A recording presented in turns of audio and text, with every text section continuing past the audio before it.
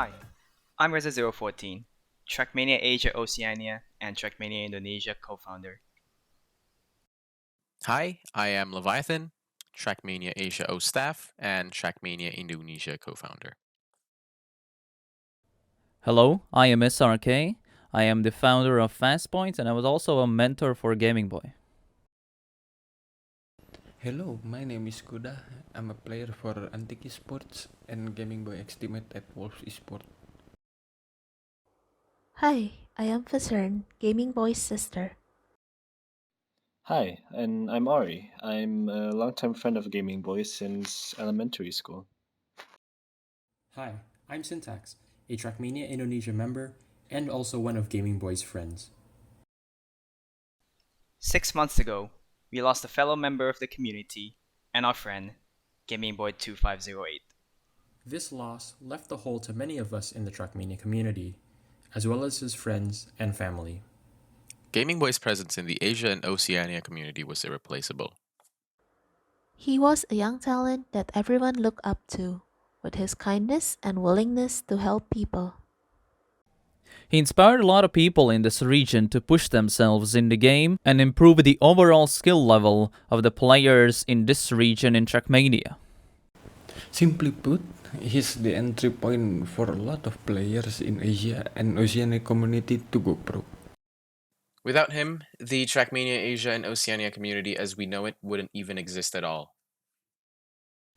With utmost respect to his legacy, and with blessings from his friends and family, We would like to introduce the Gaming Boy 2508 award. Given to the best performing rookie player in every edition of AOTC going forward. on behalf of the Trackmania Asia and Oceania community, And Gaming Boy's friends and family. Thank you, and enjoy the rest of AOTC.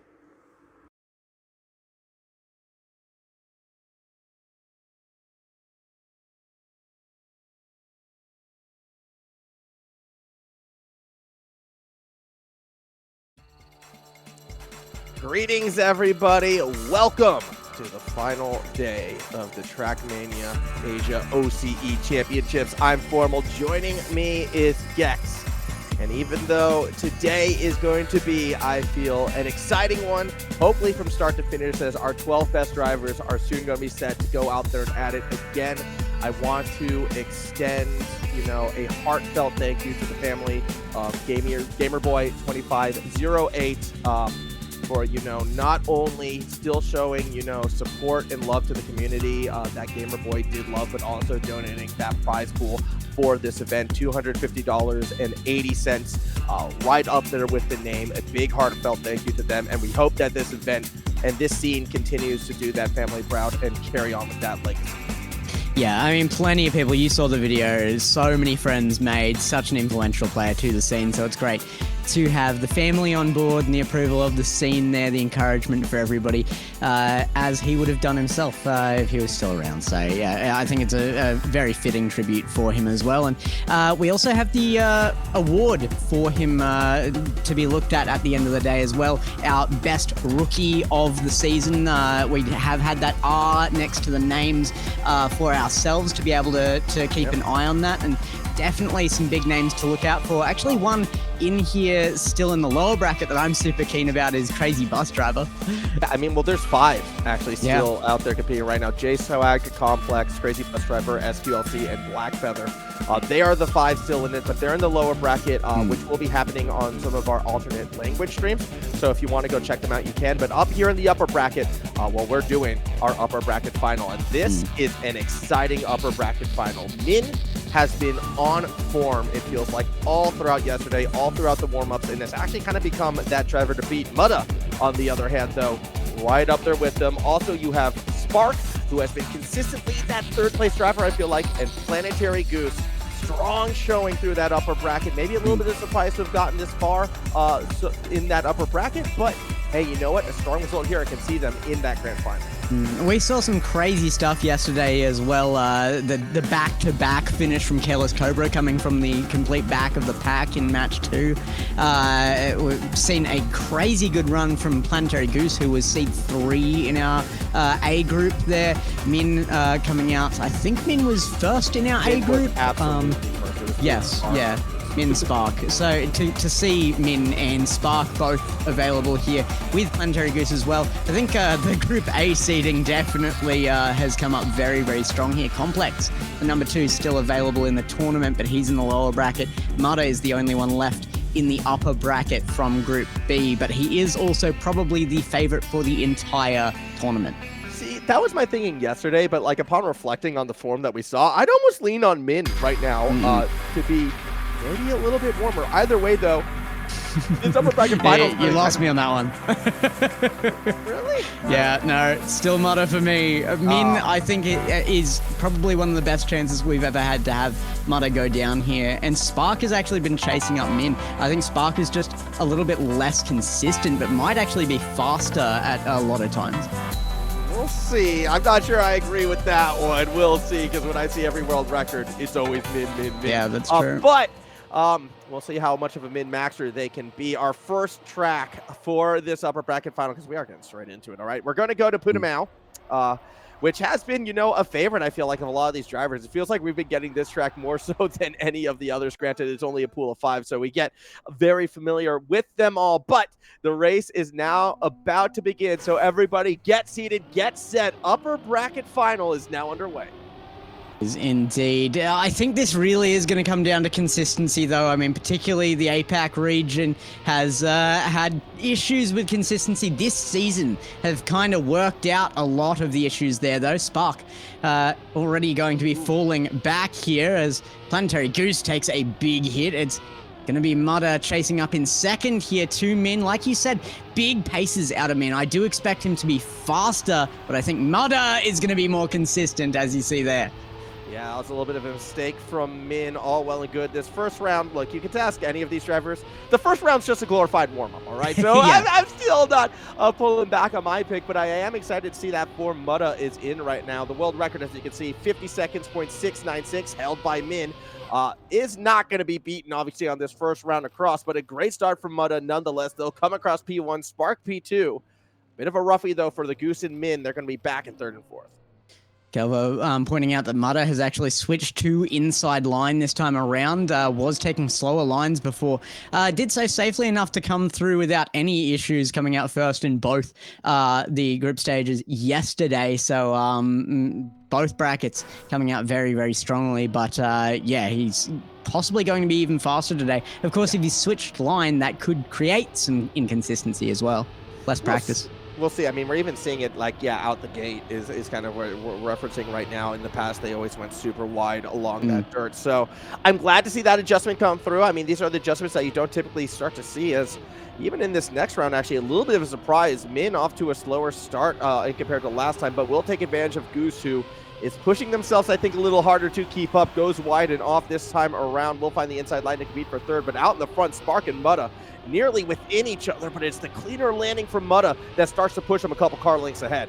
Yeah, Mutta setting some really high pace here. Spark actually out ahead of Min as well here. This was the outright speed I was saying you can expect out of Spark, but he needs to be able to keep this consistency if he wants to come through in first or second place here. He is going to be in first position here, though, as Min did make a mistake last time as well. Has actually proven to be less consistent than Spark so far. Yeah, a little bit surprising to see the struggle out of Min, as the times are kind of warming up so far in this one. We shaved another 0.2 off that, still 0.3 off the world record. See if that climb continues right now. If Min's going to start to make that comeback towards the top, this is where I would expect to see it on this round. Same with Planetary Goose, who is also due for a clean run after two early bonks. Making our way through that water section. Spark is still the surprise of this heat, though, out in front at the moment, but it's through these transitions where they've given it up in the past. Oh, isn't he just? Spark is cutting a tight line there as well. Does hold momentum there and is out ahead. There is a big gain back from Min here, who's right on top though, and Min might take a What a landing! line. Spark gets an ultra low landing there. Super good transition, and Min takes it with a tight line through one of the final turns. Yeah, a little bit slower than the last round. I think, you know, everyone was pushing that little bit too hard, that the landings weren't quite as clean as you'd like to see, but Min still able to do just enough to remind us, hey, I can still be a pace setter on Putamao. Does get themselves still in third place, but a little bit more solidified. The big story on that one, though, was Mutta back in third place. Actually conceding a couple positions, and another awkward third place again could see them losing the lead. I know we've said it before, but that round was such proof in the pudding of the transitions being so big in this track. It's not that they're particularly easy to mess up, but it is very easy to not take them at full speed. The lower you transition on, the faster you get down that grip, the more pace you come out with. Min showing that right now, well out ahead, but big comeback from Spark is showing so much speed on Putamao right now. Yeah, Spark just keeps going for these low lines and maybe a little bit too low right there. Meanwhile, Mutta goes tight, actually maintains a lot of that speed. It's going to be Min trying to chase down through the final pipe section, but Mutta is just too clean. Another win to finish off this track. They'll be on 35 points. Min will do enough to catch up to Spark, and they will retake second place. But yeah, Mutta looking very, very strong through our first track. Once again, it's just that consistency. Even if he's not coming first every single time, he is the majority of the time, and that is enough to take out a win, obviously. So the consistency out of Mutta, particularly changing line early here, is such a good sign out from him. But really nice to see Spark bringing in a little bit of consistency. That was really the first time we've seen anything major against that in that last round. Yeah, and again, if we want to talk consistency, I mean, we do need to bring up Planetary Goose. Had a bonk in 3 out of 4 of those rounds. Not really the show we were looking for. Granted, Goose would be a bit of the dark horse in this one if they're able to kind of come through and qualify out of this. We see this more as sort of that 3-car race right now, as moving to Scarecrow, much more of a techie track than that last one. A couple transitions, some dirt, but a lot of tight corners. And as we, are watching them warm up, I'm going to be keen to see if Mutta right now will continue that same sort of strong performance into all of the tracks and that same consistency over Min. Yeah. Crazy that we're seeing such close times to world record, actually. When you are looking for consistency, you tend to play safe around a lot of the more risky corners, but it's those risky corners that can get you that extra burst of speed. I think early on we were seeing consistency issues out of Min specifically because of that reason, though. Min knows what Mutta is bringing and will be trying to just squeeze out every millisecond in this track. Well, I mean, again, Min is the current world record holder on this one with that 47.131, and we'll see if that will come into play again. This is live on the first track, and again, Goose running into some early problems with the early bonk, but out in front, Min just looking so much smoother right now than both Spark and Mutta, who are using a lot more of the track, and it's leading to slow advantages getting ahead. However, Spark still fighting an insane line. Spark has just been sending it. It feels like they continue to slowly bridge that gap. I am in love with Spark's form today. Genuinely cleaner lines than Mutta right now as well. Spark is looking absolutely hot today. You've got to admit this is a very good run, but Min out ahead with a great time this time as well. 47.224. Very, very clean run there. Yeah, I mean, that was only 1/10 off the world record, Gex. Like, that was close. And this is what I was saying. Like, Mutta might have Putamao under lock and key for today, but Scarecrow right now looking very strong for Min. And as impressive as the lines were from Spark at the end, that's what Min was doing the entire time, and then some. Like, Min was looking so good. And speaking of early moments, well, looked like there was an early bonk this time from Mutta. It's going to give up a lot of position, so definitely not as confident on Scarecrow as he was on Putamao.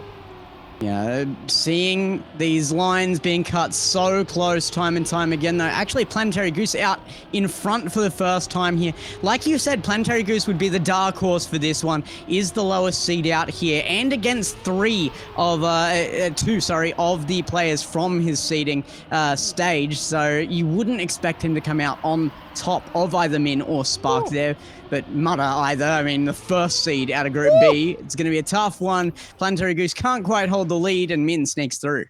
Min is just so fast through the second half of this track. Mudda I mean, it lost looked there. like they were taking the exact same lines, but because of the transitions, Min just had that little bit more gas. And with that win and with Mudda having that early bonk, we have a new leader in this heat. Yeah, 2 out ahead. Like I said, it does rely on consistency. It's not just about being able to set high paces. It is about being able to hold them. And Min is proving it's definitely doable here. Planetary Goose, once again, this is looking like a good track for Goose, is coming out in front in the first few corners.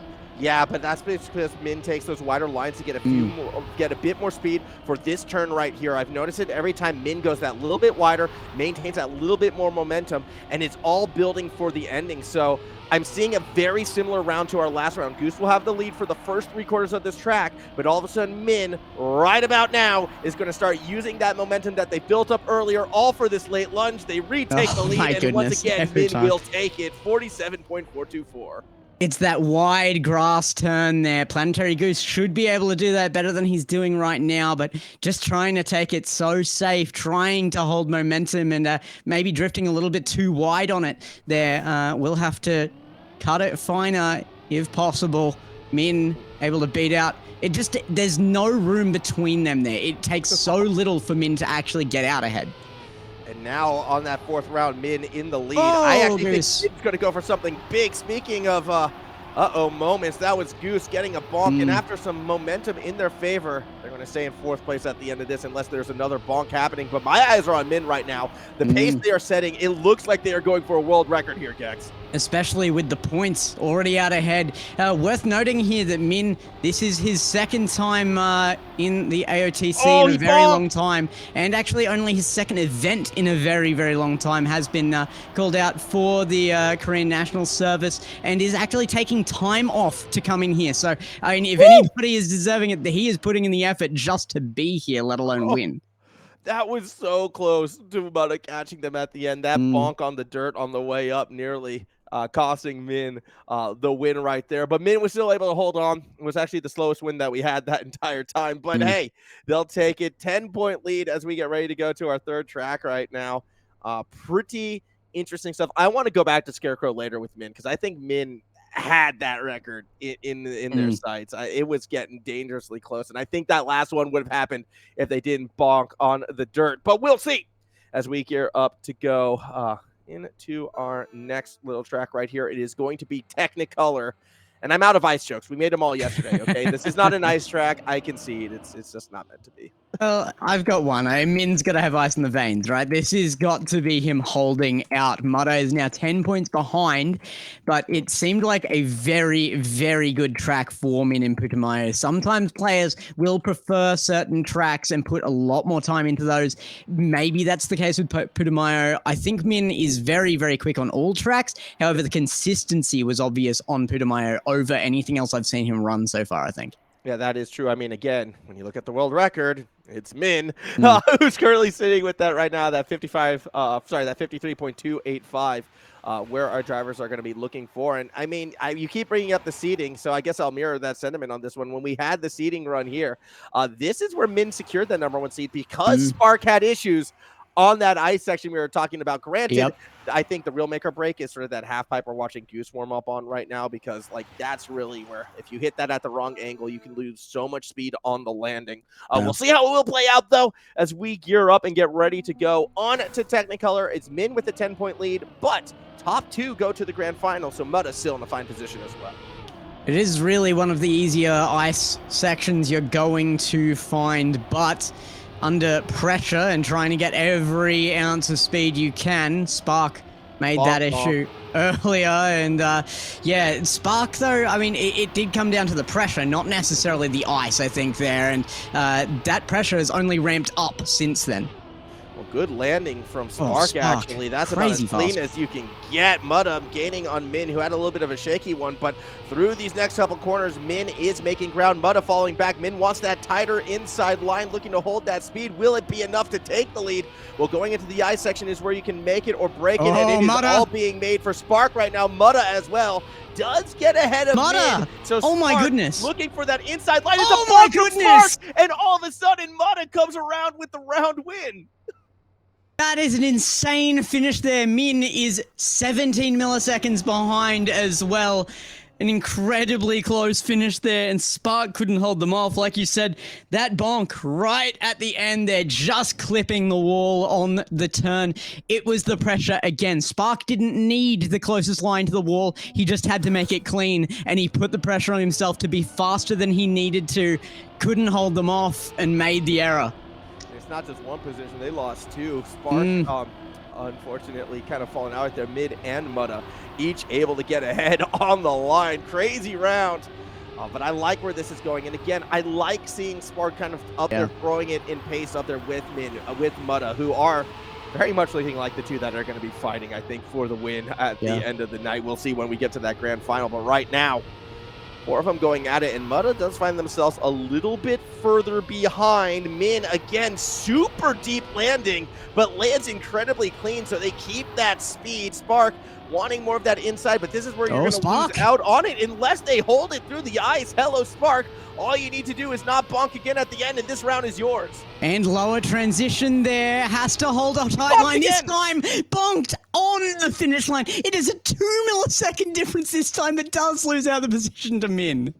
Spark, two times in a row, the bonk at the end, and this time it doesn't cost them as many points as before, but when you're looking to run down both Mutta and Min, every point counts. I mean, Min will happily collect that 12-point lead. They're getting close to getting on finalist point, but kind of crazy stuff as Mutta, again, a slow start as we begin this next round. Yeah, this is not looking great for Mutta, you gotta say. Min is still looking that little bit more consistent right now with the higher speeds. It's not that Mutta is inconsistent here, but the tiny mistakes out of Mutta are just not being made right now by Min. Spark, again, cannot make that first transition he made across that sideways jump there. Great transition into the dirt, though. Gets a lot of speed. Will lose a little by going high there, but has gotten a fair bit of pace out of it and does do this slalom really well through the toboggan section. Yeah, looking very strong as we come towards the ending. Again, Min out in front, and it'll be a clean round win for them. 53.570. Getting close to that world record, only 3/10 off. Good time that you want to see, but Mutta back and forth, definitely not helping the situation. Spark, if they can keep climbing, there will be an avenue back in it. I'd love to see Spark, who has already shown pace on this track, finish strong here. Spark actually made a position in the final corner that time around, the first time we've seen that from them, rather than dropping one. Planetary Goose actually starting out right this time. It's good to see him setting some pace for a change here, but has to hold clean lines. Might drift a little low there, does drop a little bit of pace, and will be caught up here. I think that is by Min, who is now in front. Mutta sitting second right now and making good lines. Does need to push the pace. I think Mutta has that in the capacity. Mutta hasn't been cutting the lines quite as close as maybe possible. Has been trying for that consistency, but needs to push that. Well, that said, if Min can hold on through these final corners, they're going to find themselves on finalist points. It's a very high line, getting as tight to the wall as possible. Again, a clean finish. Again, just 3/10 off that world record. Min goes to finalist points, and Spark 3/10 back as well, unfortunately, losing ground on Mutta for themselves. So we have our first finalist. It's going to be Min, but it won't be happening on Technicolor. We're going to be going to a new track. And Mutta, 20 points behind, means that it would need to be 3 back-to-back wins to be able to take out the first place out of this round, and I don't see it happening. You might have beaten me on the predictions here, Max. Min is looking absolutely phenomenal. Yeah, but again, first or second doesn't matter. You just want one of them. Yeah, exactly. Right? So I don't think Mutta is really too focused on Min. They'd be more focused on Spark behind them as we are going to Cherry, the bright red track. And this has kind of been the most dramatic track, I feel like. This is where we did see Cobra, I'm pretty sure, win those back-to-back rounds to get themselves back in it. We've seen some strange bonks in the past. We've seen Mutta kind of pulling off to the side to kind of park it, check it out, look at the scenery. We'll be curious how this one will play out, though, but as it stands, Min just needs to win one round, and they are through. Would love to do it on that first attempt. That middle section there, where you go into the red, the namesake for the track, the cherry section there on the plastic, if you slow down before that jump, you will bounce when you hit the plastic. It is so crucial to maintain speed as you go over that jump to be able to get anything up that curve. Actually, a very, very tight margin on that as well. Yeah, and we'll see, that has been where a couple of our drivers have been caught out in the past. Here we go now. Cherry, Min looking for the win for that trip to the grand final. Mutta just looking to create more space from Spark, as well as Planetary Goose, who at any moment could start that rally, all right? I don't want to kind of write the Goose off just yet. Our Kiwi representative here in the final has already bonked, though, through the first turns. Min out ahead. It's not always that we see the world record holders able to win when it comes down to competition. The highest pace is not necessarily the most consistent one, but Min has proven that he has both in the repertoire. Mutta has proven on this track in particular that he has some amazing pace, so this time around does go wide, gets a massive amount of momentum. Carrying that through the plastic is so major as well. Plastic tends to shave off so much momentum. Oh my goodness, Min. And the bonk from Spark. Oh, no.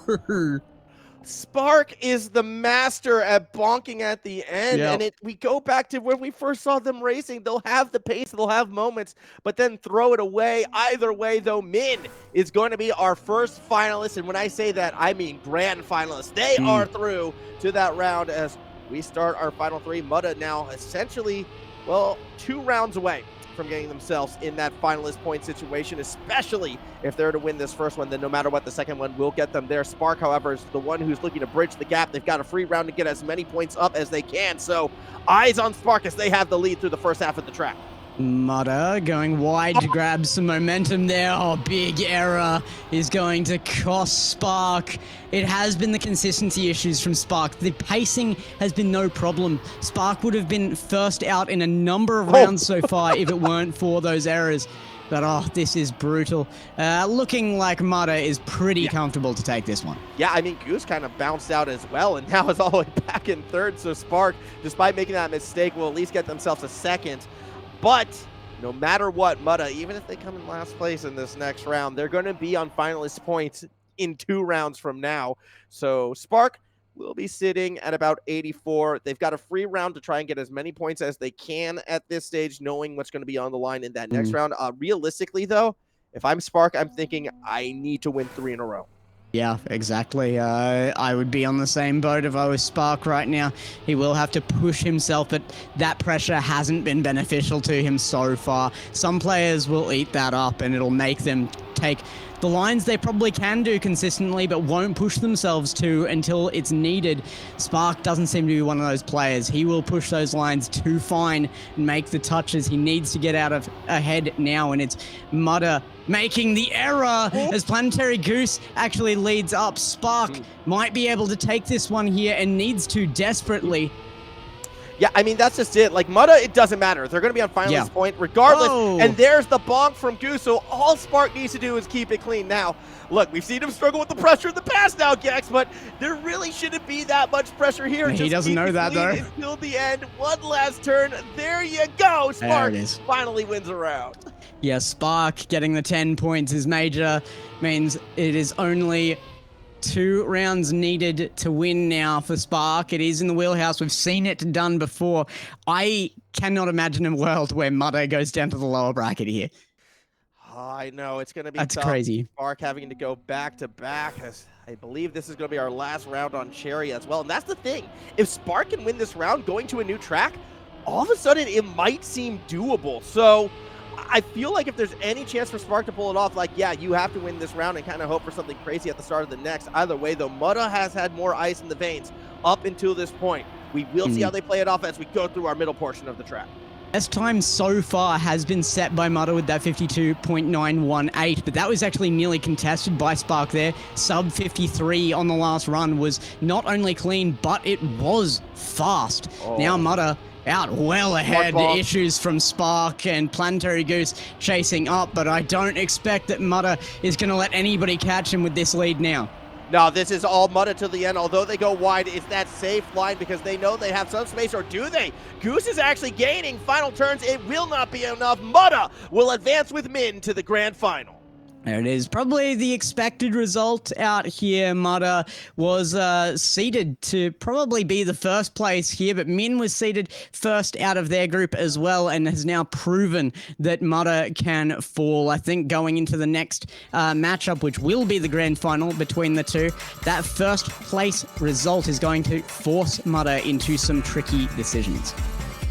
It will be interesting to see what happens when they go at it again. Of course, it will be to 120, not 100 as well, so it'll be a bit longer when we get to that grand final. But for us here right now, look, I'm looking to the side because I'm bringing up where has been happening down there in those lower brackets. I want to see if we have any results in, and, well, it does look like we're not actually quite done right there.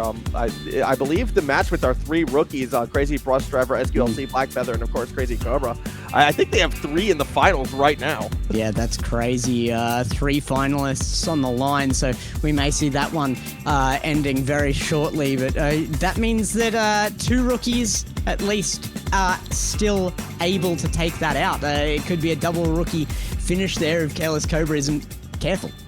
Yeah, I mean, we will see how that goes, and obviously we'll keep you updated sort of throughout this event, as I actually think we're going to be jumping into it. So yeah, you can see, you know, the ending of this race.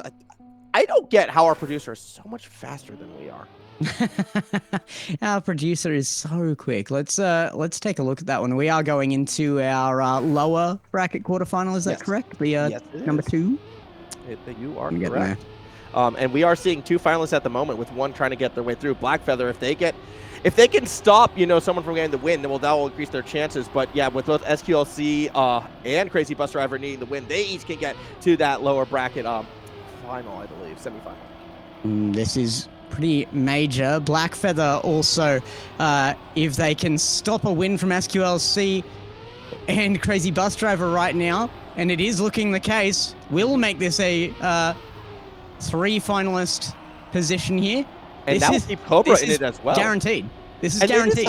Yeah, and this will help Cobra in it as well, because Cobra, at that same token, I mean, we've seen them make that crazy comeback in the past, and as long as people aren't finishing first, well, they're obviously still in it. So we have a very, very fun heat at the moment right now on Short Data. Of course, it's the one track that we haven't actually seen yet, so I'm glad we got a little taste of it right before it looks like we're switching tracks potentially. A bit unfortunate that we don't get to see more of it yet.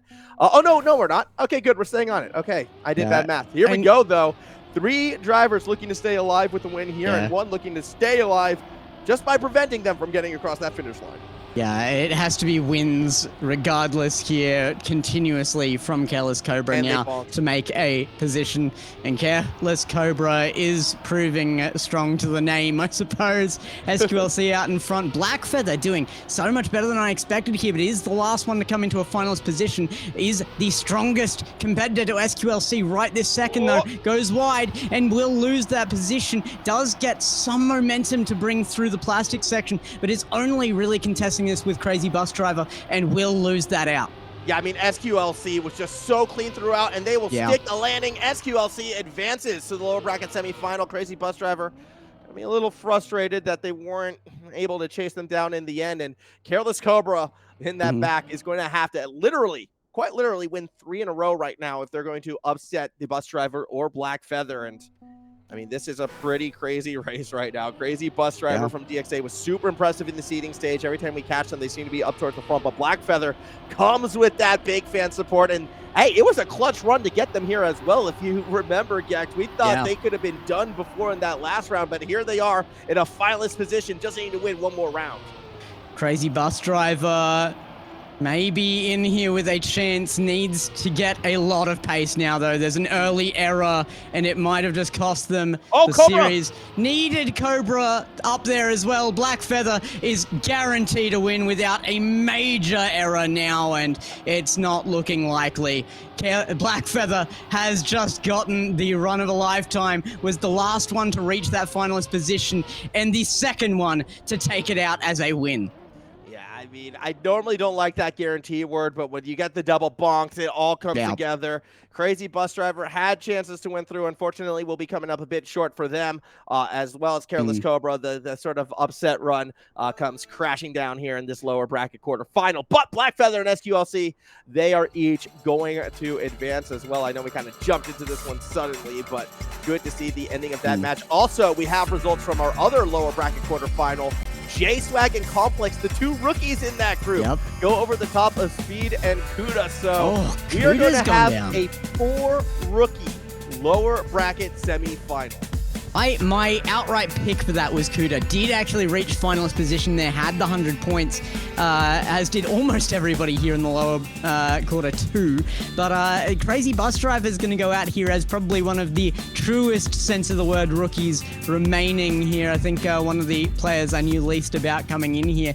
SQLC was my obvious pick there, but Kuda was in that top and got beaten out by both J-Swag and Complex. Complex did come out with that second position from seeding. We didn't really see why when we got into that second round from Complex. Lost out there early and has been making their way through the lower brackets. Looking pretty good now for it. Yeah, I mean, Complex has been, interesting one, because even back in the upper bracket quarterfinal, they did get to finalist point, but that was in that crazy run where, everyone got to finalist point, like SQLC did as well. So take that as it were. But what we're going to take right now is a bit of a break while we get ready for our semifinals of the lower bracket. SQLC, J-Swag, Complex, and Black Feather are going to look to get to that lower bracket final. So stick around. We'll be back shortly with more Track Games.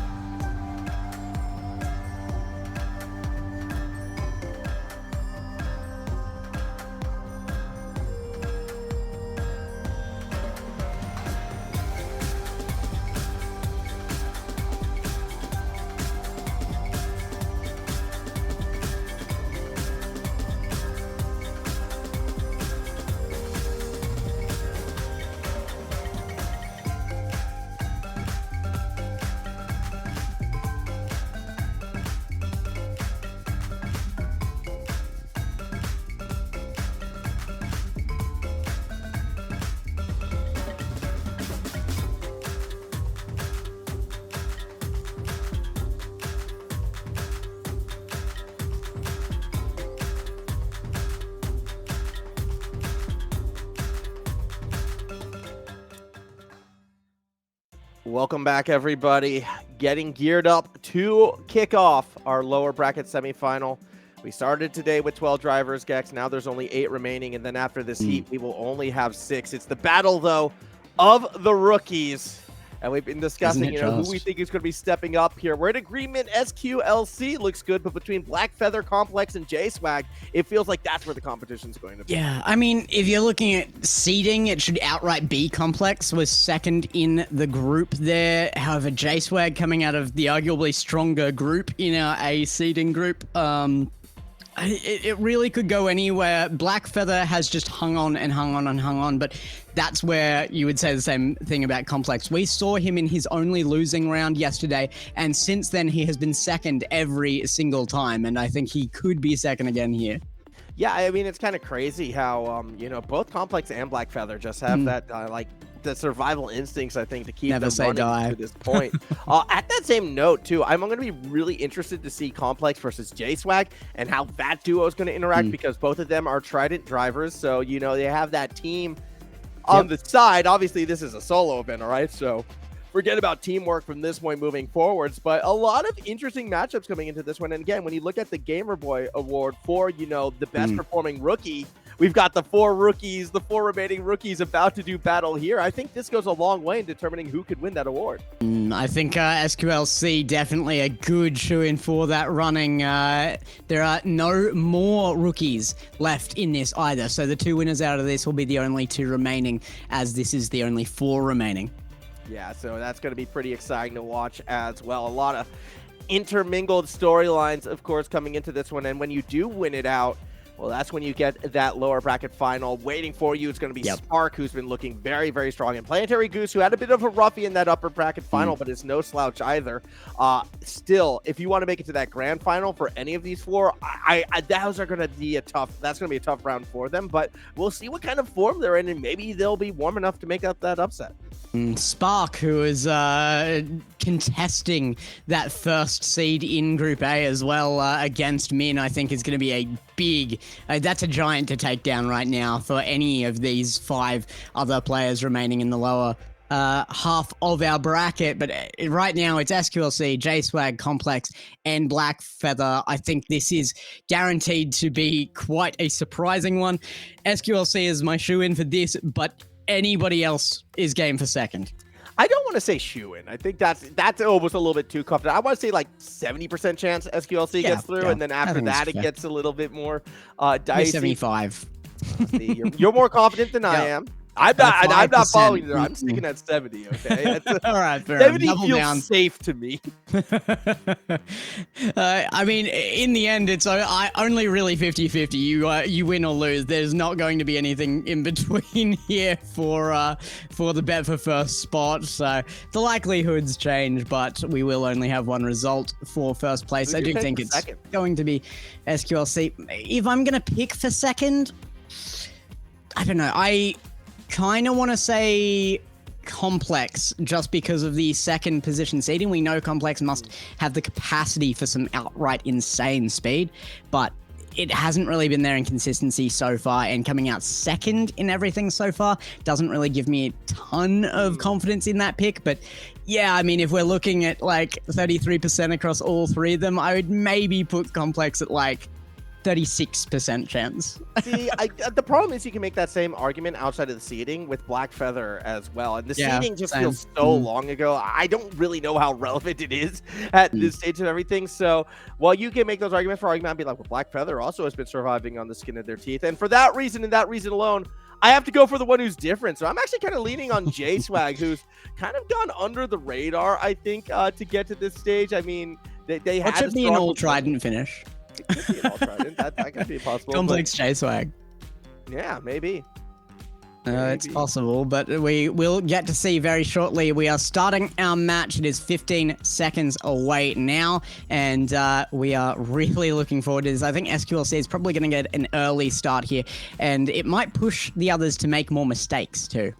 I mean, we say that and we look into it, but it's not like SQLC had a massive lead over Black Feather in that last round. They each were finalists at that same time, and that's why I'm That's true. hesitant to be like, yeah, SQLC, easy done. I think it's going to be a lot more competitive than we might think. So let's gear up and, well, get ready to go into the warm-up. I don't understand why you get like 15 minutes of warm-up and then an extra minute of warm-up. We just want them as warm as possible. Yeah, we are making sure that they know that they are warm. That's the thing. You've had the mess around time. Now make sure you're warm. That's the minute. Well, all of them are treating this warm-up quite seriously as well, actually. Aren't they? Like all 4 of them just racing through it. Normally someone's gone off the track and gone exploring by this stage, but kind of shows how important this last round is, and I'm excited to see who's going to be, the driver that pulls away, gets that easily. I mean, Scarecrow is a fun track. I think we've each agreed this is probably our favorite before Gex just because of how smooth it is. So will be fun.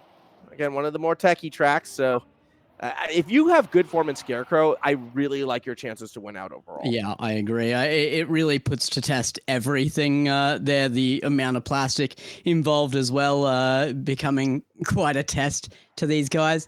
We have 5 seconds left, and we are starting our first run. J-Swag actually came through that warm-up looking very high pace there. As much as he's not one of my picks here, J-Swag is a personal favorite out of the players in the region, so loving to see that. Majiki represented here by SQLC as well. Blackfeather, in fact, the only one in here not representing a team. Yeah, I wonder how long that's going to last with the strong performance in this event. We will see as Complex runs into early issues in the first round. Not what we were hoping to see from the Trident driver. Really, the same can be said with both of them if they've each kind of balked themselves out of contention. Blackfeather and SQLC pulling away. SQLC, like I said, putting that pace out early. Oh, no, actually got a touch there on the wall in an easy section too. Actually, a lot more common than you would think. It's kind of like you're in home territory, safest. You want to know a stat? Most car accidents happen within 5 minutes of home. It's when you get comfortable that you're in danger. Dude, the same logic applies to a lot of things. I know surfing, you get injured more in small waves than when it's big because you just become, take more chances. A little bit too relaxed. And Blackfeather kind of coast their way across with an early P1, and J-Swag, who made the initial mistake next to Complex at the start of the round. Complex was first in that regards. J-Swag second in bonks and second in position. They're going to take top 2 at the end of the first round. Here we come again, SQLC. Fast out the first corner, and we'll be looking to gain some pace here, actually trailing right this second. We were talking before how much we love Blackfeather's car, custom just for him there. Might be the reason he hasn't picked up a team yet. He doesn't want to whip another skin. Yeah, I mean, that's what it is, right? You just got to kind of represent that skin as much as possible. I also like how Blackfeather's line through this section in particular actually mirrors the line that Min takes, but they get a little bit too wide, have to ease up on the gas, and that's going to allow the Trident drivers to pull ahead. Complex and J-Swag will be dueling it to the line. J-Swag has a bit more speed. All you need to do is finish clean, and you know they're going to. J-Swag now out in front in the standings as they take the round win. Trident with the double finish there, first and second place, and it's J-Swag out ahead. Complex and SQLC, my 2 picks, are actually back fighting for last place right now. What is happening? Well, that's 3-0, right? Like, that's how that goes when you get a 1-2 finish in the World Tour. You get 3 points. Yep. Yeah, there you go. So 3 points for Trident. Lock it in. No, that was a great start for the Trident drivers. J-Swag in particular. Again, he's been having a silent performance throughout this event, but has arguably maybe been the most consistent out of these 4. We'll see as it progresses. I mean, they're looking very good on Scarecrow right now as, again, they take that wider line that was mirrored by Min to just get the extra speed through these next couple corners right here to really set themselves up for the end. And you're seeing how that comes into effect. They won't be in the lead until the latter parts of the track, but then they'll run away with it. Gotta agree, J-Swag might not be the fastest on track, but that's yet to be seen. Has been the most consistent and is going to take out first place again here. J-Swag shocking us both here, I think. Hey, I picked him to move on. Don't lump me in with you, all right? You can run back the record. I was on the swag train because I'm swagging out. But that's going to be another good result. I quit.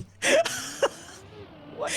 Max, you've taken my will to cast. It's gone. Good. It's gone. You didn't believe in J-Swag, you shouldn't be here to begin with. All right, No, fair. no. Yeah, okay. All right, let's see how it is. Hey, every time I don't pick somebody, I'm their enemy. I'm their biggest hater. I see how it is. You've got to throw me under the bus to make your every time picks you look don't better. pick somebody, they wind up winning. So all right, that might be a bit of a stretch, but okay, there's some truth there. SQLC out in front for once. He's got to come through. He's got to prove me right. J-Swag, go back. Get back there. He takes that inside line, and that's the difference. It's the setup on the big bank where J-Swag continues to go wide. It's the same line as Min, and like they're the only two drivers I've seen hit that line, and it's just working out for Swag right now. Another one, an even faster time, 47.4. That was up there with what we saw in that upper bracket final. So J-Swag looking in great form through Scarecrow. They only gave up 3 points through the 4 rounds. 47.131, the world record set by Min as well. So interesting to see where J-Swag will max out the speed there, but it will be that. It was moving on at 47.3 to our second map. It's going to be Technicolor by Doze, and this one, J-Swag leading up, was definitely an expert on the last track. Do we see it again in number 2? Technicolor could be a different story. It could be, but I think the bigger story with J-Swag winning away is how that fight for second place is looking. 2 points difference between second and fourth right now, and this is where I imagine we're going to see them spread out that little bit more. I don't know what it's been about Technicolor, but we've seen some pretty great collapses in the latter half of this one. That's been the reoccurring theme. Just ask Spark about that. So we'll see how it does play out, but if you aren't, fully willing to send it through these last couple corners, you can find yourself losing those positions very easily. It's such it's a simpler track until the end. It does have so many choke points, though. I mean, it's hard to fail on, but it is hard to succeed on by the same standard. That high transition fairly early on out of the grass corner, if you can't get low on that, you'll lose a ton of time compared to your opponents. There's so many transition points on this that really define your run through this track. But what's interesting to me on this one though is how this has, I think, had the closest results in the end. So even though there's a lot of these tight choke points, because they're tight, when everyone hits them correctly, it just keeps everyone so close knit together. It's not until the end where you start to see that separation. So if you can get through the first 3 quarters of this track essentially without making any big mistakes, you're going to be in it with a chance to win it. That said, we talk about not making any big mistakes. Well, at the moment, it looks like there may have been a 1 for Blackfeather. They've already fallen a little bit behind. J-Swag as well. Can't stick the landing on the half pipe. So it's going to be Complex versus SQLC going to the end. And Complex got the perfect transition out there, but it's SQLC for the rest of it. This is what I'm talking about. It's only your worst point through those 3 defining sectors that really defines you into the end here. And it looks like the worst point has been on Complex. SQLC gets a fair margin ahead, just has to make sure he has a clean line through the ending. Will come off the wall, but with plenty of time to spare. Yeah, I mean, that wasn't clean, but it didn't need to be. They were that far ahead, come to the finish line. So well done for SQLC. This is more of the form I think you were expecting to see them in coming in to this round, and looking a little stronger already. Granted, I mean, there was a mistake from J-Swag. They did wind up kind of bonking at the end of the half pipe, and that's not a mistake I see happening multiple rounds on Technicolor. Maybe it will happen once as we start off the next round. Blackfeather going a little bit wide, but look at the speed they carry as a result, making their way up through the ghost, but then goes wide again and loses that momentum. Same with Complex there, the back half of that, really taking that into the fast section with more momentum than anybody else. SQLC able to hold them off, though. This is looking good for SQLC, but it's also the pace I was expecting from Complex. Coming out as the number 2 seed from the group, has to have good pace on them somewhere, and it looks like it might be here in Technicolor. It might actually be. Blackfeather, though, has been climbing up through the ranks right now, and it has been slowly gaining on Complex throughout. However, I don't think there's enough time, and they got a little squirrely coming off the ice, so they'll lose that second place. Back to SQLC, looking to come around the onside to the line, though. Complex does enough to hold on to 53.748, enough to win the round. And J-Swag, back-to-back 4th places. This heat is tightening up. SQLC made up so much time at the end there, even that last corner, taking it millimeters from that right-hand wall around that corner. We've seen people make the error of getting too close to that, the little touch, sacrificing runs before, but that is how it's done. Couldn't make the final position out of it though, and just maintained second place there. SQLC with 39 points now, well within reach of J-Swag. Yeah, I mean, by that same token, keep your eyes on Complex sitting at 37 as well. Again, it is the top two that move on, so all of them within reach. And Black Feather, I mean, is still actually only within 12. That's so it's high. not like they're out of it, but when you kind of bonk coming off the half pipe, well, it's not going to make things any easier. Very high transition from Complex there, did hold them back as well, and not the cleanest into the dirt either. Will be able to hold some momentum, but the little bounce didn't get down onto the dirt as fast as possible here. SQLC, every single time through the ice there, gains some speed, even if it's just minorly. Does make it over the opponents, but that is a major error from SQLC there. Nearly gets back second. Complex actually hit the pit, but did make it through just in time. Oh my goodness, and just where we thought SQLC was coming screaming back in this competition, J-Swag reaffirms their lead, puts down another 10-point run. Oh, Complex and SQLC. Hold SQLC. first place, tied for second, Complex and SQLC. I mean, they're not even halfway through yet, so still a lot of time left to see where it goes, but I mean, again, something about Technicolor, the chokes at the end, it's just so consistent on this track. I think this is kind of what I was seeing in my mind for this race, except maybe with SQLC and J-Swag swap positions here. J-Swag really shocking me in the amount of speed capable here. Complex, a very high transition here. This is not looking as good as the first run might have suggested for Complex speed on this track. J-Swag bonk though, so they're going to give up that lead. SQLC looking to take it back, but look at Black Feather's line. Super tight on the inside. You tend to lose it on the ice though, and they are going to drop back to second, maybe even third through these final corners. It's all SQLC. They can hold it and not choke it twice in a row. They'll win the round. Complex bonks. SQLC does not, and it's going to be a round win for the Russian. Right back up in it. They're going to be within one round of our leader. Majiki being represented well there by SQLC with a dominating lead there. A very tight pack on that one, as it has been fairly frequently on Technicolor, but the final round of Technicolor does go out to SQLC with quite a lead on everybody else there. Yeah, that's we get ready to go to put them out for our next match. Now, I see you in the chat. All right, you guys trying to speculate what that SQLC stands for. I don't know. What do you think it stands for, Gex? I'm curious. Where does your brain go? How are you with acronyms? Yeah. Silent Quack. Why do you hate doctors? I don't know. I'm trying to make a duck reference here, but I've got nothing. I've got nothing. No, it's I'll get back to you.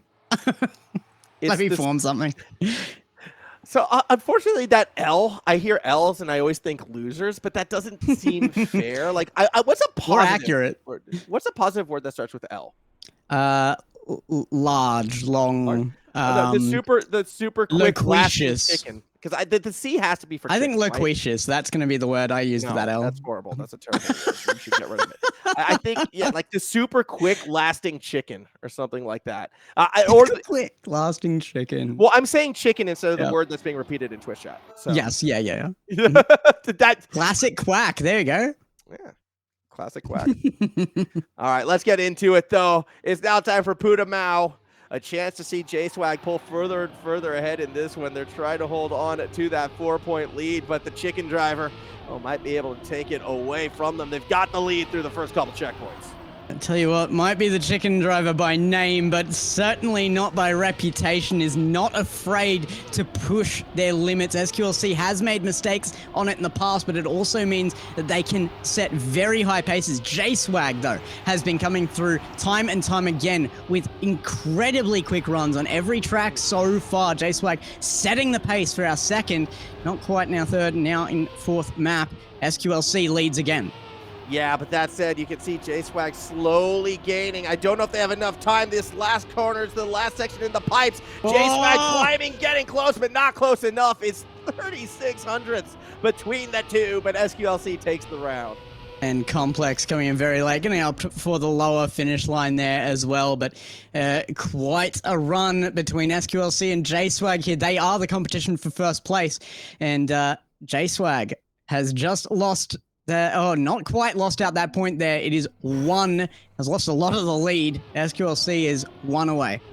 Yeah, 1 point difference between the two, but granted, they would care more about where Complex is sitting in third, I'd feel like, than each other, because it's all about just getting that top two, getting to that lower bracket final. We've been talking about J-Swag's pace, and again, J-Swag is the only other driver to be taking the lines that they are, with the exception of Min. I feel like J-Swag really was watching Min, learning from those world record lines and trying to put it into motion. And yes, they might be a little bit more difficult, but the consistency has been getting stronger and stronger for J-Swag. Granted, SQLC, despite having different lines, maybe has been more practice and is executing them that a little bit better. I don't know. That line looked awkward from SQLC, way too high. They're going to fall back into fourth. Complex has been holding the lead, but here comes J-Swag again at the ending, right through the middle, right through the competition. They'll win the round. And looking good here again, J-Swag picking up the pace as SQLC falls a full half second behind there. That is a big run from J-Swag. Yeah, everyone was a half second behind. That was just massive from J-Swag at the end. And yes, set the best time.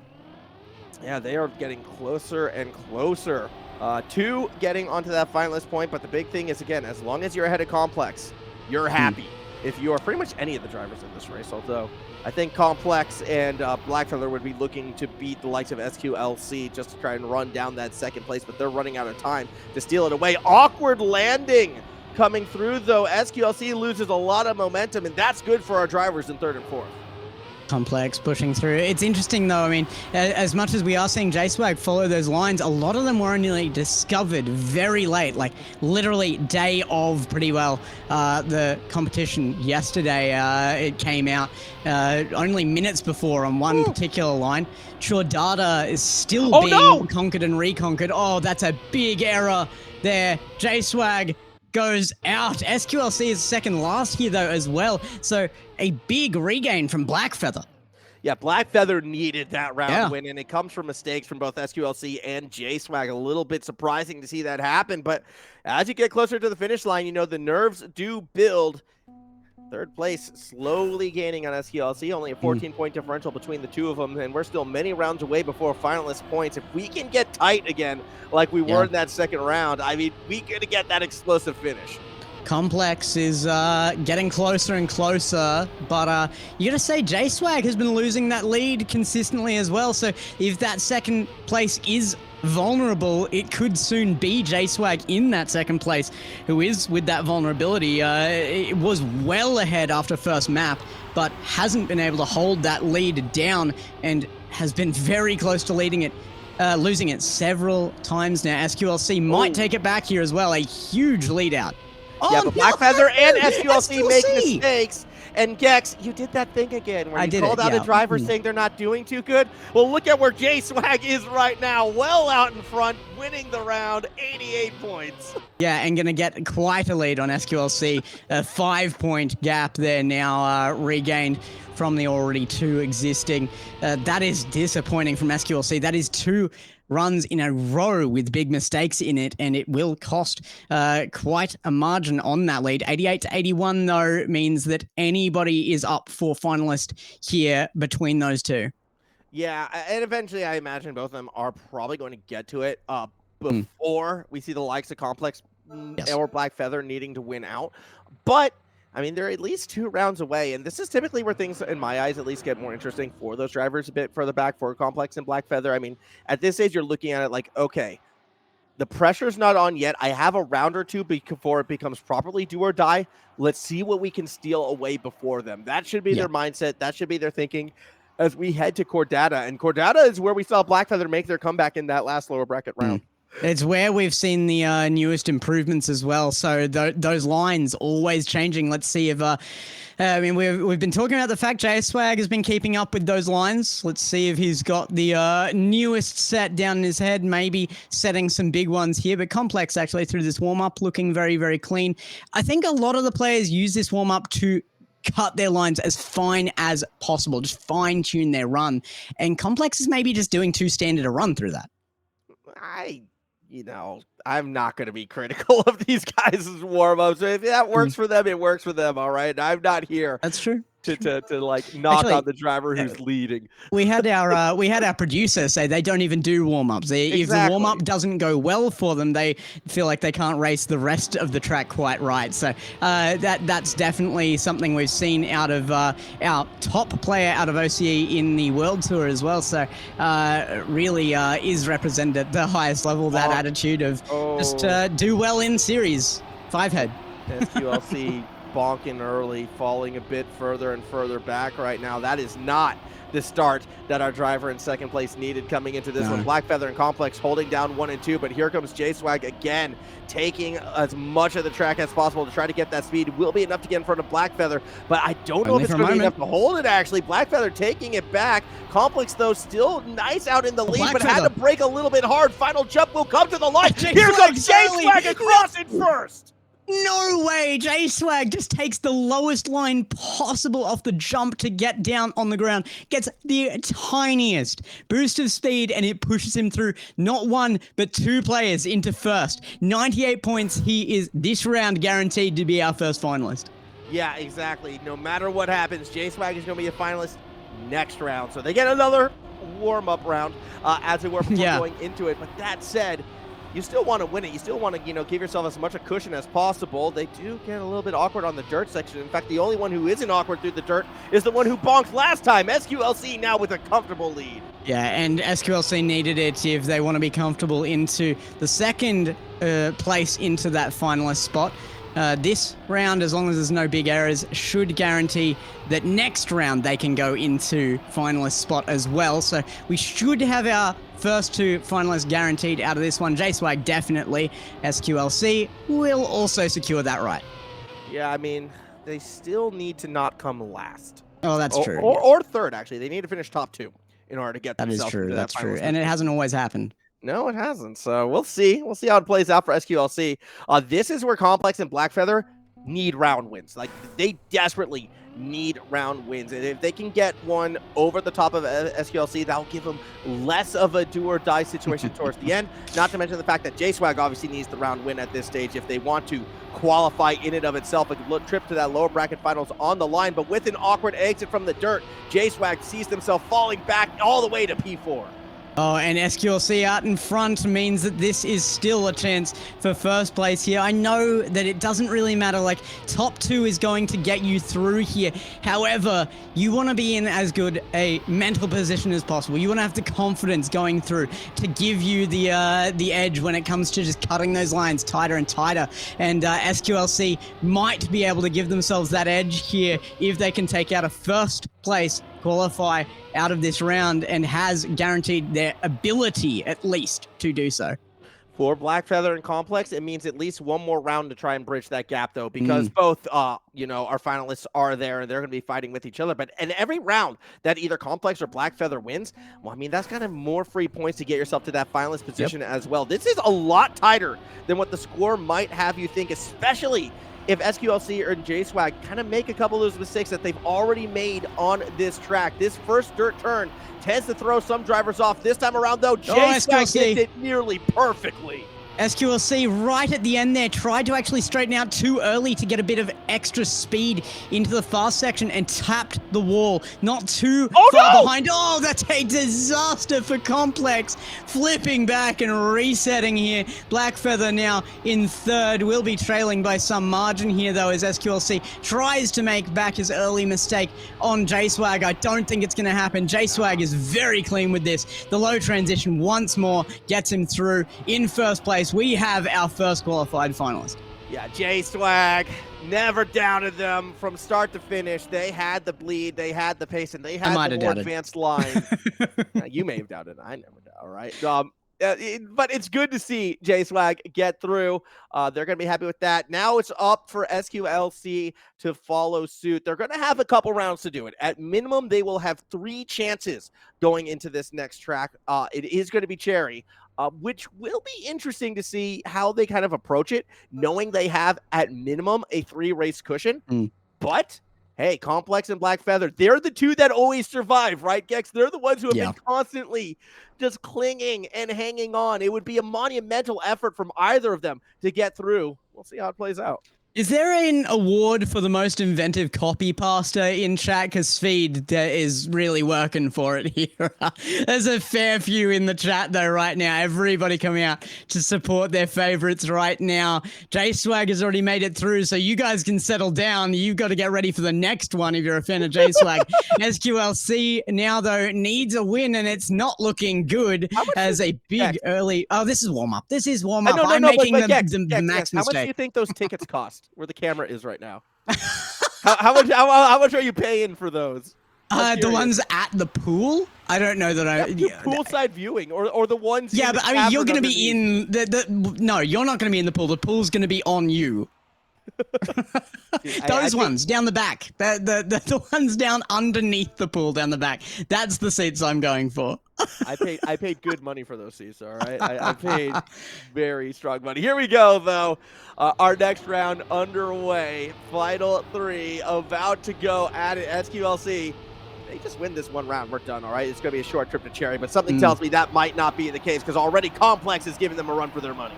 It needs to be at least 2 from anybody here, though. Complex is really needing to put on a display here. Does have the pace to do so. We know that. The very placement of them coming out of seeding proves that their pace can be high, but they're trailing SQLC right now. Better transition. SQLC coming through now, and it's a tap. SQLC gets through, and it looks like a guaranteed finish. Our second, as long as there is nothing major to stop them, is going to be SQLC. Yeah, SQLC, it's a clean ride across the line. They're going to qualify in that second position. So J-Swag and SQLC advance for Black Feather and Complex. It was a great lower bracket run for each of them. Unfortunately, they're going to come up just about 10 points short. But we have our lower bracket final now, Gex. We've narrowed it down to 6 drivers left. And again, can either of them get in front of Spark and Planetary Goose? I don't know. Like, both Goose and Spark looked good. Oh, big shout out to the 2 going out there as well. Both Complex and Black Feather, known as our second place, our clutch players. Finally, this late in the tournament, cannot clutch up any longer and they will dip out. But a fantastic performance from both. Yeah, I mean, and again, though, even SQLC's lower bracket run, I think, does need a little bit of acknowledgement because they had to go through the entire lower bracket, it feels like, to get here. Not all the way they did start in the upper bracket, but, like, they've had a long run to get to this stage where they will be looking to hopefully finish it out and get themselves through. Spark, Planetary Goose, J-Swag, and SQLC. That is going to be our lower bracket final. That is going to be our next match here on the stream, so stick around. We'll be back shortly with our second to last match.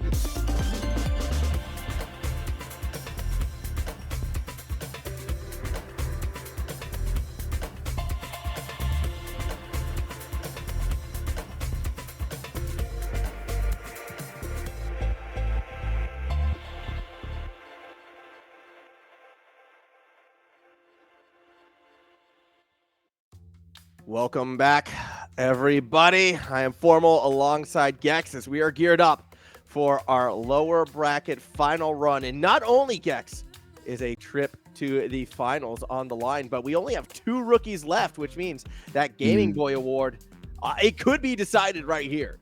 And we could see one of them go through to the grand final as well after that display from J-Swag last time. I think there's actually a good chance for that. Planetary Goose in particular has to watch their back here, was fighting well against the likes of Spark and Min earlier on, was 3rd seed out of their Group A. But Complex and Black Feather going out of that last one means that J-Swag and SQLC are the last 2 rookies fighting for it, and they actually do have the pace within them to take this spot. Yeah, exactly. I think there's a lot of fun things. I mean, I think going into this one, though, we'd each be in agreement. Spark right now is the favorite of the Heat. Yes. By, I don't want to say a considerable margin, but definitely looking very, very good.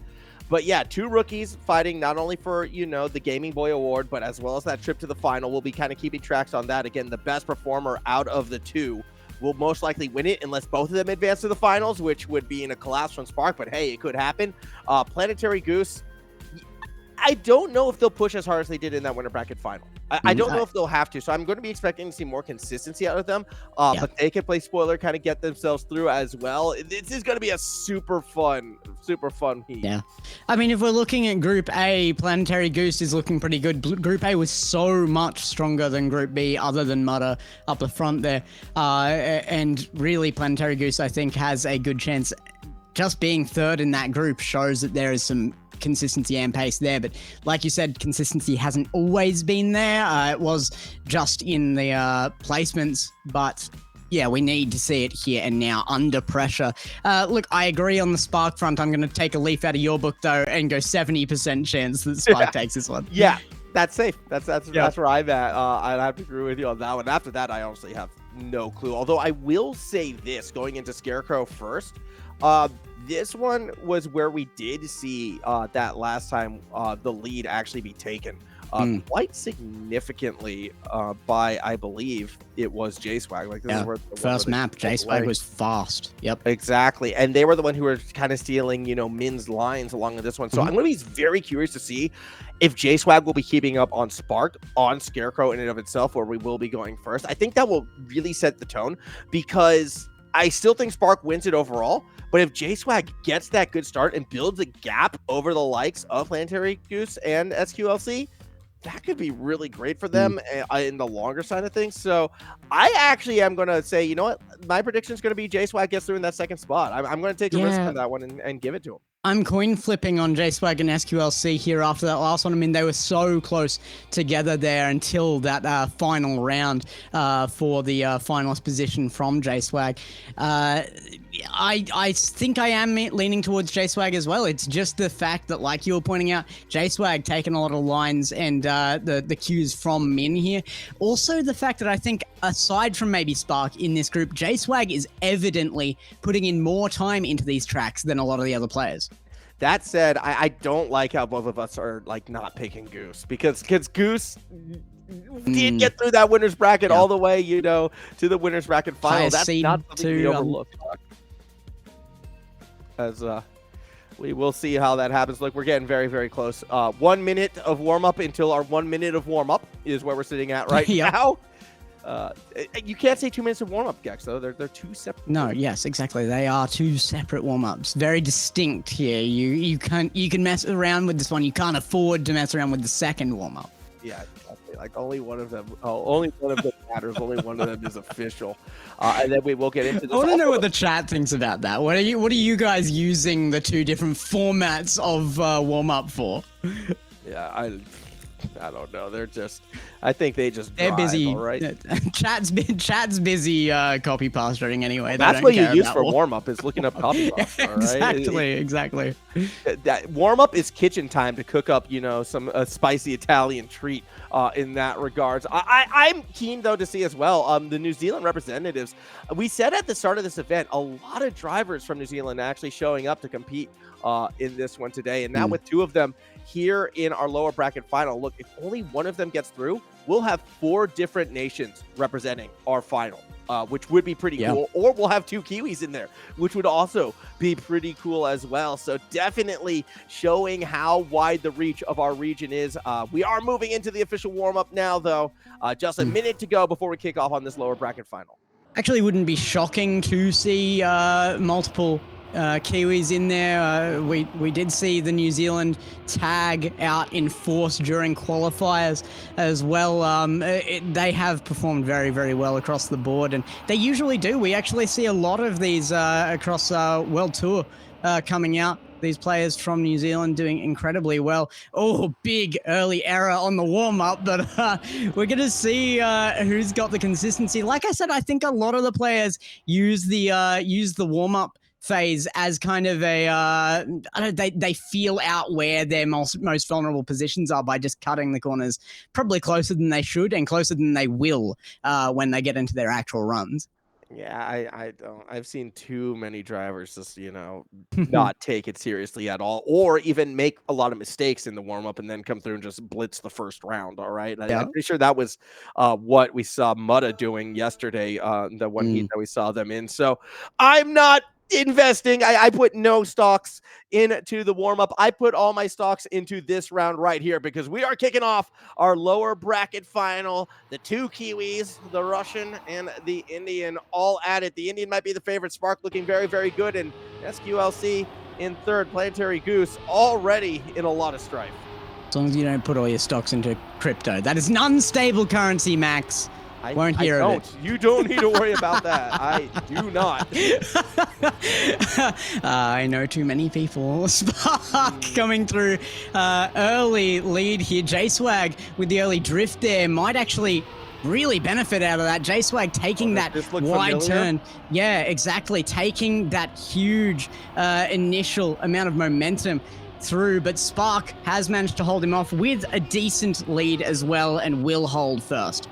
47.49. That's a pretty good time already. 3/10 off the world record. That's only the first round, but that looked so familiar to what happened when we were watching, Min, Mutta, and Spark go at it on this track as well. The difference was, I think, again, Min just a little bit more confident with those wider lines, was able to hold that momentum a little bit better and make the late overtake. We saw J-Swag get close, though, and this is what I mean. J-Swag following Min's lines looks pretty good, but Spark is that next level, so Spark was contesting those two. You can't expect to drop off Min and Mutta and Spark have a easy competition against them. This is not going to be easy for anybody against Spark here, and that goes for J-Swag, who does set an incredible pace on this track.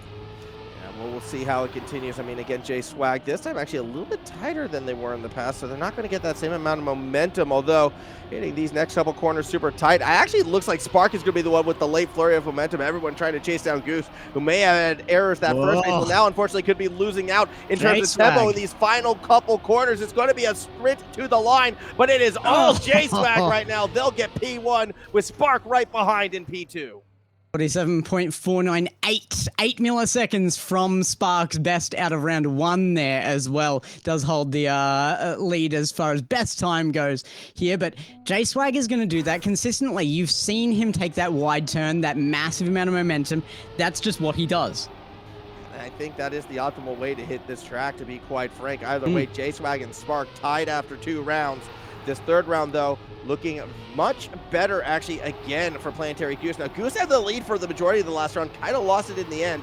I could see a world where they kind of turn that ship around and get themselves straightened out further back as well. SQLC, kind of quiet so far in this one, just not really those fast lines that the others have had, as we see Goose now take that wider line, but they bonked themselves out of the round.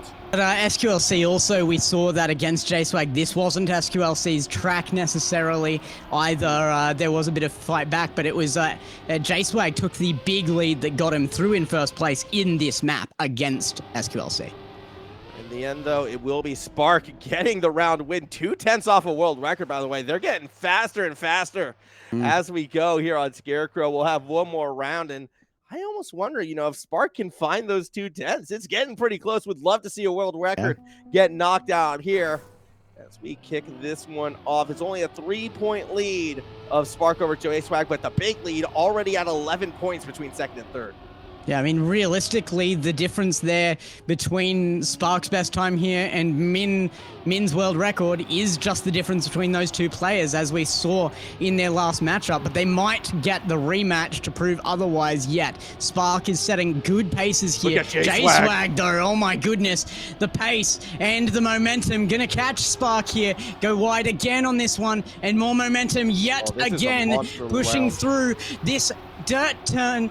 Really does hold a very good line on that as well, and it's gonna hold. J-Swag just has to hold an inside line and hope, but it's too much from J-Swag. Yeah, that was going to be a monster round. You can see it setting up to begin with. J-Swag kind of lost a little bit at the end to really push for a world record, but does enough to equalize the standings overall. Similarly in the back, they're kind of tied right now for third, but 34-34, 16-16, Spark and J-Swag well and truly out in front as we finish off Scarecrow. A good show from them both. It was actually a 47.4 there out from J-Swag there, though. Every single other finish from Spark would have beaten that run, which is an insane thing to say. It looked so quick. Yeah, it was a fast one, but still, again, it's because they lost that little bit at the end. It was all good until those last couple turns fell apart for them. Let's go to Technicolor, though. This has been a fun track, I feel like. We've always had. This is the track Spark would like to forget, actually. We go back to that winner bracket final. Spark could have won a couple rounds here, but wound up bonking at that very end.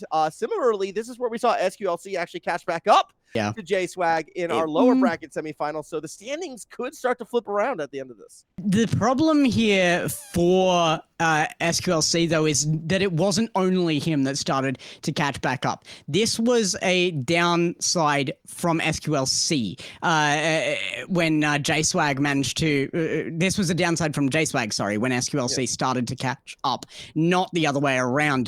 This is not J-Swag's proficient map. SQLC was the fastest, don't get me wrong, but everybody made gains there on J-Swag that round. Yeah. But my point is, though, I mean, everyone needs to make gains on J-Swag again, right? Like, this is much more a case of, J-Swag could be in trouble here. And even Planetary Goose, you know, a bit of a rough first round.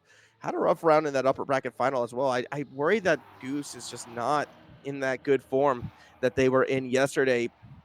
Either way, we're underway. And Goose, again, super hot starts. Like, always seems to be the driver in the lead after the first couple turns, but it's just not been able to hold it.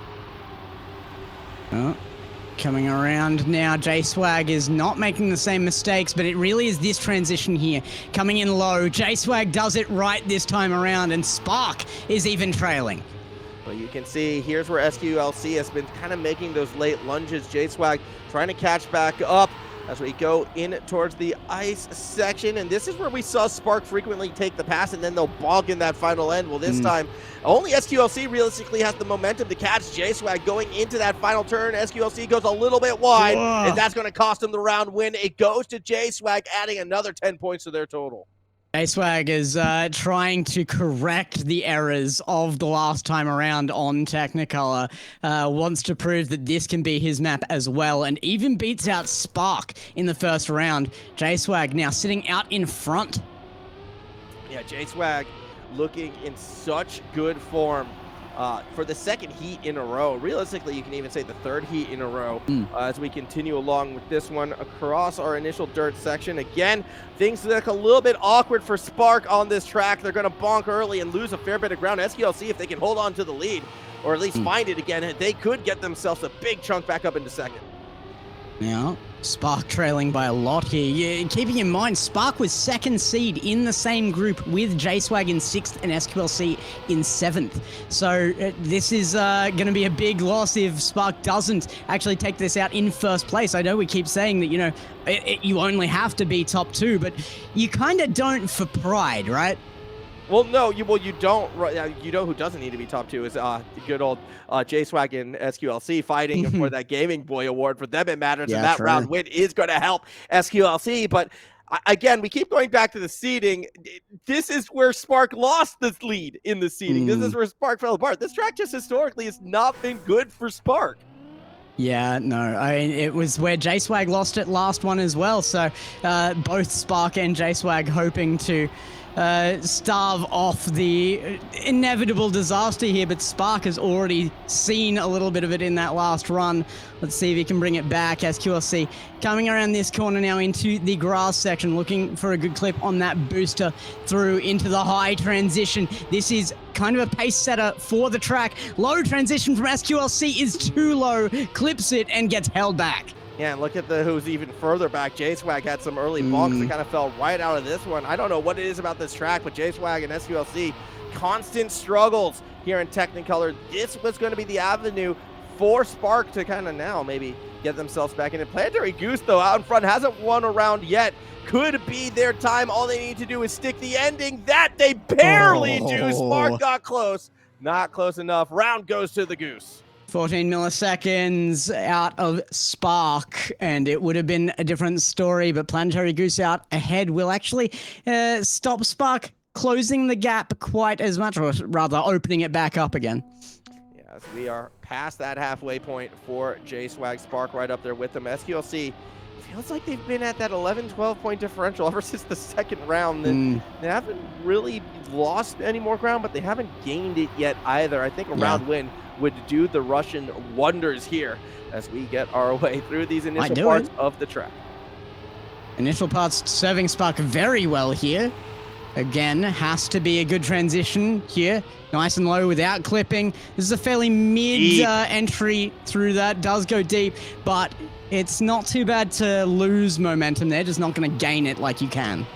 As we see troubles for Planetary Goose towards the back right there. J-Swag as well having issues on this one. It's between, well, no, it's not between anybody. It's all Spark because SQLC bonks as well. And Spark, it's going to be the easiest round that they've had thus far. Just stick the landing. Don't even need to risk it. That's going to be the win for Spark. Another 10 points.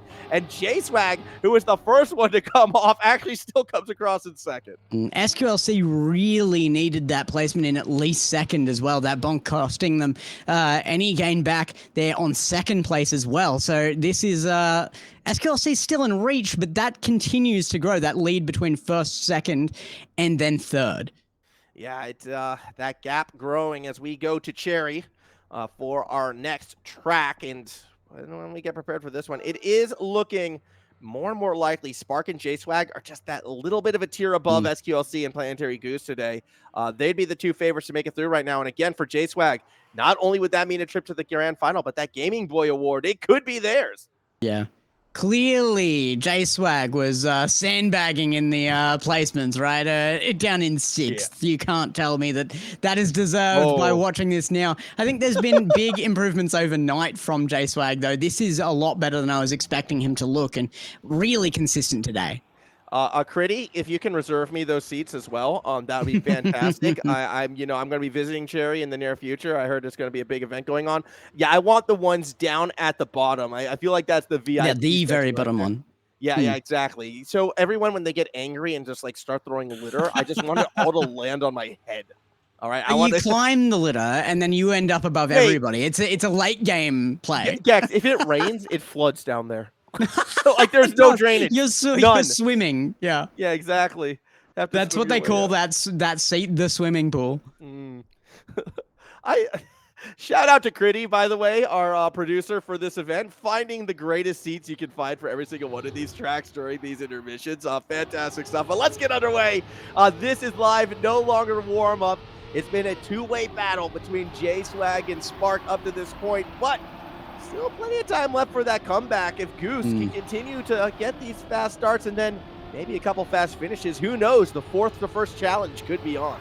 Somebody in chat just said, at least you're safe in that seat. You haven't seen me drive, friend. You are not safe in that seat. I will find you. That sounds like a threat, guys. I'm not sure how I feel about that one. It's not by choice. I will end up there. That's just, it's going to happen. Well. And I will be contacting the Queensland DMV to have a look at your driver's license as we stand through this right now. Planetary Goose does have a car lengths lead. Spark trying to catch back up, but won't get him this time. The Goose gets a much-needed round win. See who needs their driver's license check this time around. It's actually J-Swag, who that is a bit of a shock coming into Cherry that J-Swag would be last out there. A bit of a game back by Spark now into first place. Yeah, still going to need a bit more work, though, from Goose if they're going to go ahead and catch that second place position. That's the chase that is on right now. Above SQLC now.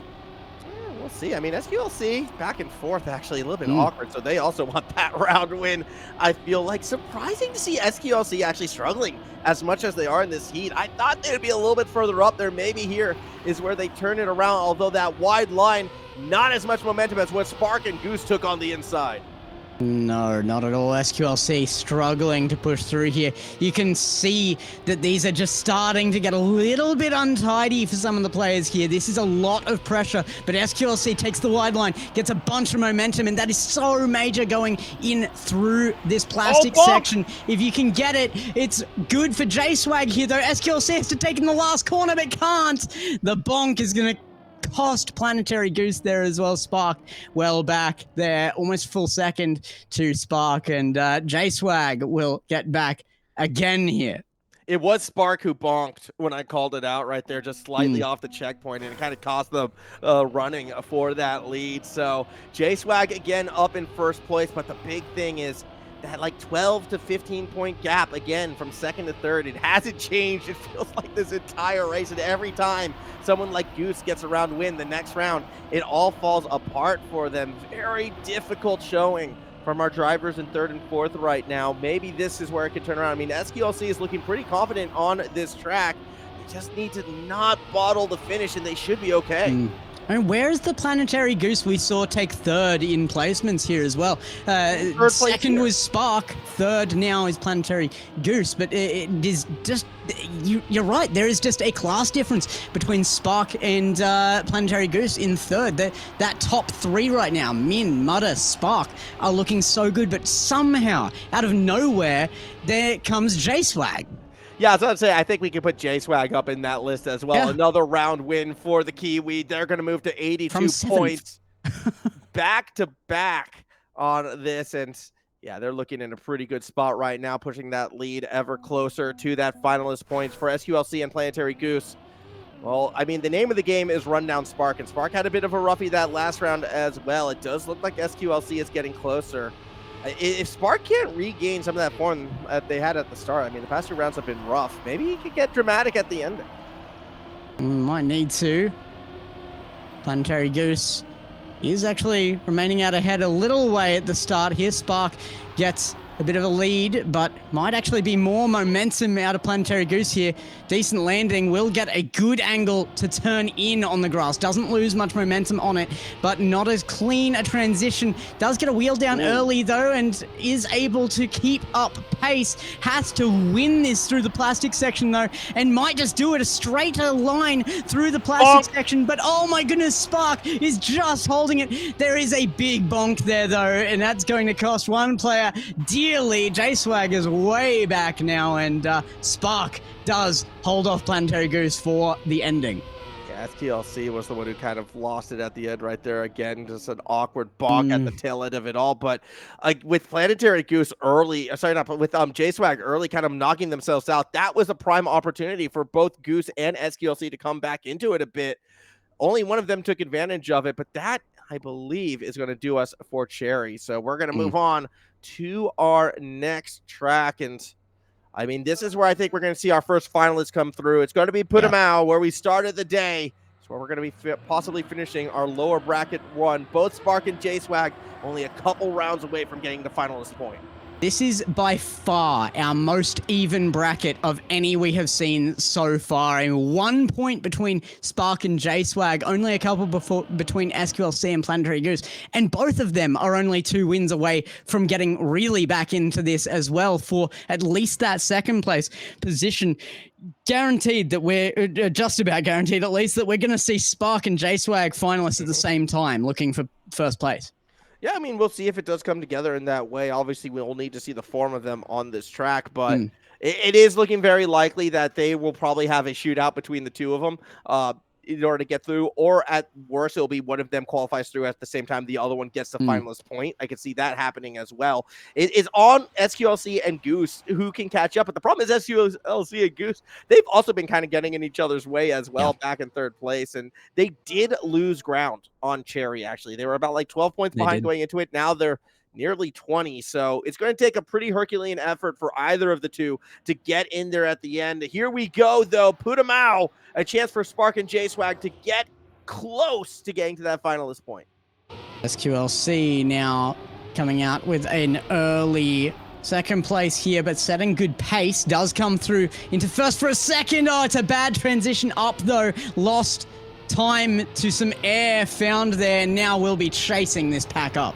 Yeah, it's going to be, again, Goose in the lead, as is tradition for the start of these rounds, but they tend to lose out in the middle and late, and that's where Spark is trying to jump on them. J-Swag a little bit further behind, took a higher landing, but I don't think has enough momentum to make any overtakes unless they can really stick this one. All of a sudden, J-Swag trying to scream up, won't be able to make the ground initially, but now they're getting close onto the pipes. Here comes J-Swag. What a comeback, what a round win. Absolutely huge. An error early. It looked like J-Swag wasn't going to be in big contest for that, but makes some major time in the back half of that track and gets that point out. Now 4 ahead, still nothing between these players, but either one of them can be a finalist from this round forward.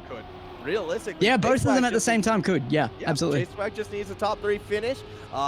Spark would need to win the round, so Spark's going to be looking for the win. J-Swag's going to be looking for 3rd or higher.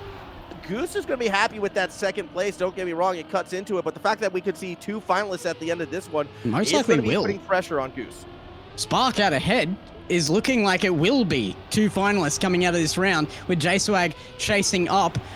As long as neither makes a big error here, the pace is kind of set. There's some space between Spark and J-Swag now. This is a good pace set by Spark. I don't know that Spark knows he has time to spare. J-Swag nearly makes an error. Very low transition there. Doesn't maintain big time. And it's an error there. J-Swag is going to sacrifice a lot. Has to be 3rd and will be as SQLC makes an error again there. That is brutal. SQLC is going out in 4th here. J-Swag is guaranteed his finalist position as well, and Spark coming in 1st means they both will. 2 finalists out of this round. Putumayo might be the decider.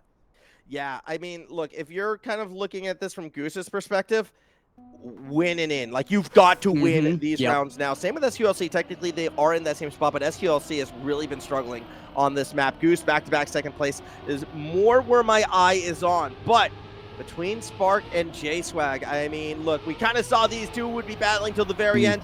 This could be the end right here unless Goose does something magical. Yeah, Goose and SQLC, it's winning in, but it is one and done for both Spark and J-Swag here. They only need 1 win out to secure their spot. Spark is leading. J-Swag in 3rd right now. Planetary Goose showing some real life on Putumayo, but has to win out entirely to really give themselves a chance here.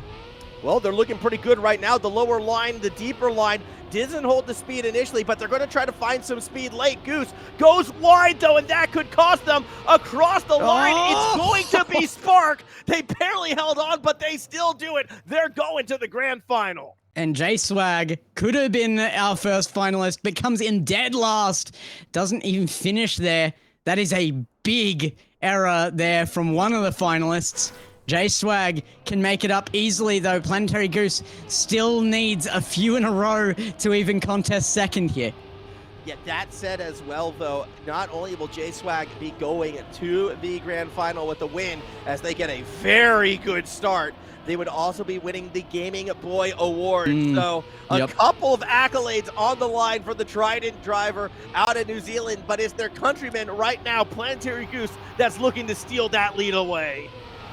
Gaming Boy, such an influential figure in our scene here, momentous to many of these players. It is fitting that it is a rookie award here. Goose has just, I think, lost the chance entirely to be able to make a 2nd, even if J-Swag were to lose this, but it's not happening. J-Swag, he's going to get the award. He's going through as our 2nd finalist. To Spark there in 1st. A good push at the end there from Planetary Goose, but in in the end, the pressure is too much. The error comes out, and SQLC will be coming in fourth there as well.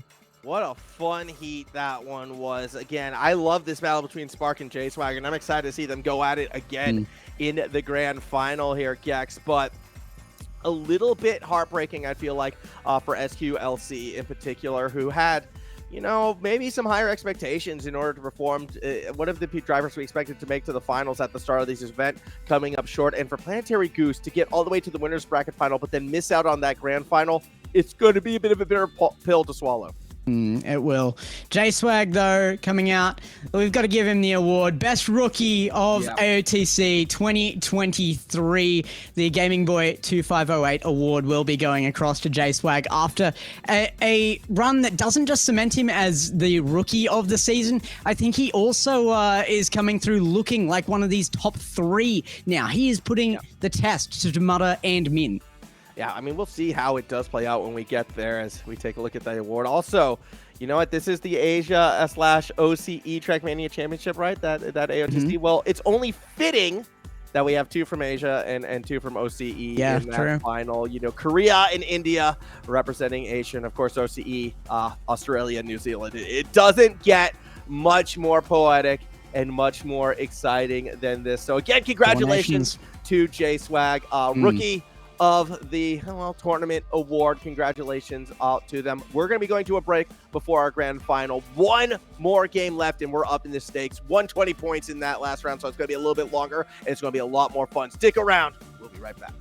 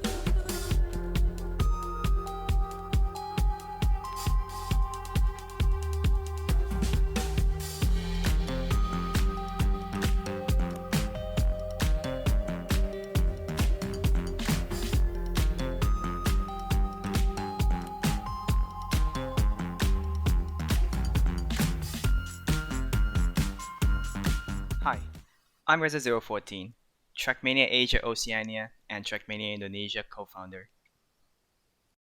Hi, I am Leviathan, Trackmania Asia O staff and Trackmania Indonesia co-founder. Hello, I am SRK.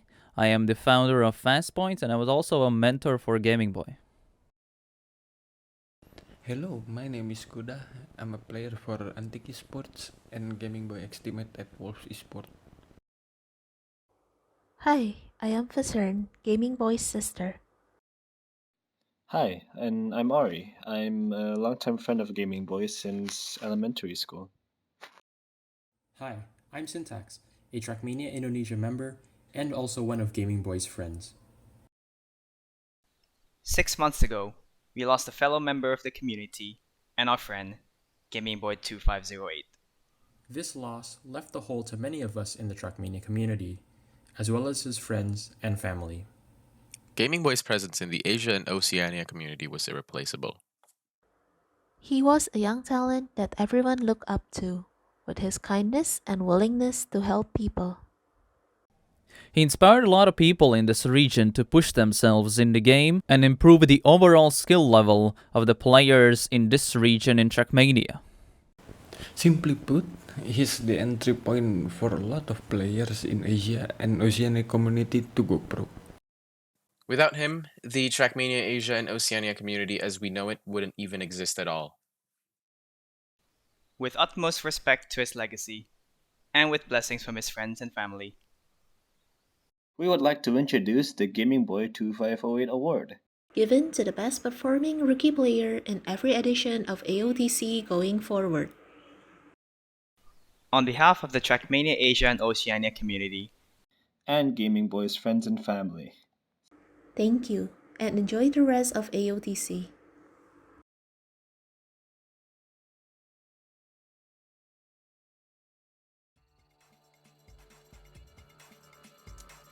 Well, from somber moments, I suppose, to hopefully some big moments of elation. It is now time for our grand final and an event, again, with a prize pool so graciously generated by the family of Gaming Boy for this event. $250.80, a tribute to the name. Similarly, the Gaming Boy Award would once again like to extend our congratulations to J-Swag for winning that one out as the best performing rookie. And, wherever he might happen to be right now, I do hope he's watching along with us, Gex, because, this is it. One more round, one more heat. 4 drivers, 4 nations. It comes down to this. Well, I know where he is, and I hope he's not just watching along. I hope he is paying good attention because he is in our grand final. We are about to cover it. Min, Spark, J-Swag, and Mudder, the veteran here. Min, though, has been coming up looking absolutely huge, setting all of the world records, and particularly Scarecrow, which we are starting on here. He just minutes ago set a new world record on. Yeah, he did. He set a fantastic run there before. So I'm going to be excited to see how he looks as we get ready to go into this match. We're a couple minutes away from starting up the warm-up, and then we'll get into it properly. But Scarecrow, it's been a lot of fun, been a very dramatic one, and we'll see how it plays out. Let's talk favorites for this event, though. Mutta and Min, it does seem like they're the two who should be battling for that first place spot. They've been battling, pretty hard in that winner's bracket final. Min had a slight edge over them in that situation, but with an extra 20 points, before getting to finalist points, maybe it could wind up even closer. Yeah, Min is bringing out the side of max speed, and Mutta is Mr. Consistency here, but we've seen Spark put the test to them, and J-Swag, as the rookie coming in here, has put in so much time. He is just a grinder, and he has been pushing out these maps. We have seen him take the lines of Min, and that could be enough to affect a big change on him. How already has today, I would say, but it could be even more so here in the grand final. Yeah, I'll be curious to see if J-Swag will be able to keep up long term. Again, I kind of see J-Swag possibly battling it out for third because we will be going through the runners. So we'll have a first, second, third, and fourth place. We will make sure eventually it will come down to 2-1v1 in the end for third. So everybody will be finishing this time around. We don't cut it off after first place, but that's neither here nor there. Our warm-up is about to kick this one off. Korea, India, Australia, and New Zealand, everyone being represented for the Asia/OCE Championships. Exactly what you would want to see. As we are counting down, we're going to the track right now. I'm curious where Critty's going to take us this time, because we've been finding some crazy seating in the path, but Scarecrow doesn't have seats, Gex. There's nowhere to buy tickets. No, you're watching from helicopters. They're even more expensive at this point. But we are coming through into our warm-up phase, so I think this one's going to be particularly crucial, getting these guys ready, particularly for the players who haven't been on stream already today. Min and Mudder both need to be at absolute peak performance here if they're going to hold off of J-Swag and Spark, who are both at peak performance right now for themselves. Yeah, I mean, they both have been looking pretty strong. I don't want to say they're at peak yet, though, because if they're at peak, that means that peak is a little bit short from where it needs to be. So I'm hoping they're going to get back there in time. Also, what do you think of this training? What Mudda is doing? How does this feel? Do you think Mudda's doing it right? Maybe there's some like muscle memory he has to unwind, and doing it in reverse is what's gonna, just put exactly the opposite inputs in. Just get rid of some of the bad muscle memory that's in there. He's looking to re-improve it this time around. It's a different approach. I don't know. We'll see how it plays out for him. We'll see if it will work, but we're going to find out right now, actually. Here we go. Round one kicking off on Scarecrow. This is our grand final. 4 drivers enter. Well, all 4 of them will leave, but it's the order in which they do that is important when it's all said and done. And Mudda, maybe, going in reverse wasn't the warm-up they needed. An early mistake sees him back in last. Actually, in fact, that strategy, going in reverse, even if it's slower, would be breaking rules if you were over in the World Tour right now. I don't know if that's the same case here. I would assume so, but the fact is you can actually gain more grip. Big mistake from J-Swag there means this is Spark leading Min right now. Yeah, this is a pretty good start for Spark. We'll see if this line will hold coming to the final jump. It absolutely will. Spark, fantastic opening, a 47.3. I mean, look, normally it takes a round or two before we start getting that close to the world record, but not this time around. Already a hot finish for the Indian driver.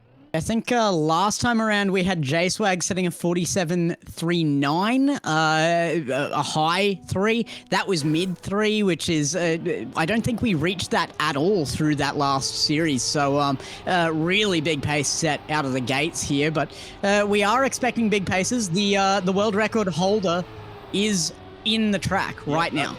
As we are continuing along, it looks like we've had a little bit of a disconnect. Guess will be with us again shortly for the moment, but at the lead, it is all Spark. As Min, a little bit of a mistake, actually got squirrely, lightly tapped that wall, but this is where they tend to make that speed back. Will it be enough to get out of 4th? I'm not too sure. Spark looking in fantastic form come grand final time. Everyone else looking to chase them down. Min gets so close to that wall. Right next to them is Mudda. It feels like that's going to be the fight for second place. Late lunges does see Min holding at P2. P3 will go to Mudda. J-Swag back in P4, but another strong round for Spark. As quick audio test, are you back with us, Gex? Yeah, I don't know where that came from. I heard you the entire time, so but stream end, greedy. Yeah, I'm not too sure on that regards. Either way, though, back-to-back round wins from Spark to start us off. Wasn't expecting that in this grand final, but hey, I mean, we've known the potential from Spark has been there. It's been consistency. Have they finally solved those issues? Yeah, it looks that way. Spark is definitely looking fantastic right now. 20 points out the gate, and it is a big map for Spark, so really have to see it come through. In saying that, this has been an enormous map for J-Swag, who is trailing behind. It's not a good sign for him. That said, J-Swag is looking pretty good this time around. Going to try and go for that faster line, but loses a bit at the end. Will come down to a late lunge. Doesn't quite have it. Min will win this round out after back-to-back seconds. Should be nice for the Korean to finally get one under their belt. J-Swag goes for a flight in celebration of a second place there. Definitely the best he's done so far, and evening up with Mudda right now, which is always going to be a celebratable thing, but right now Mudda trailing as well, and that is shocking in itself. Yeah, Mudda's had a couple off rounds, actually, some early bumps putting them behind and not really able to recover from those situations as we start our 4th round and our final round on Scarecrow to start off this series. Spark, who started off incredibly hot, well, it's going to have to make that comeback from behind. It is all Min at the moment, just making more and more distance. That's the turn where Min always begins their comeback. We rarely see Min in the lead, but these wide sweeping turns, so much momentum. Yes, this could be a very good round. It really could. Min is setting a high pace. J-Swag is chasing up behind. You're seeing exactly why Min went through just minutes ago and set a new record on this one. There's the new best time of 47.257, only 0.1 off of the world record. Yeah, that was a special one. I think they kind of didn't quite have as fast as a finish as you would need for that world record, but everything up to that point, absolutely where it needed to be. So we finish our trip to Scarecrow with a 34-30 point lead, favoring Min over Spark, which is not what I would have predicted. A shocking round for Mudda, but you have to remember, even back in that winners bracket final, Min did have the edge on Scarecrow, and that did carry over here. And that track in particular, Scarecrow, is big not just for Min, for all 3 of those players beating out Mudda there. I feel like that is just an excellent track for Min, for Spark, for J-Swag. Mudda might be the only one who wasn't specializing on that track.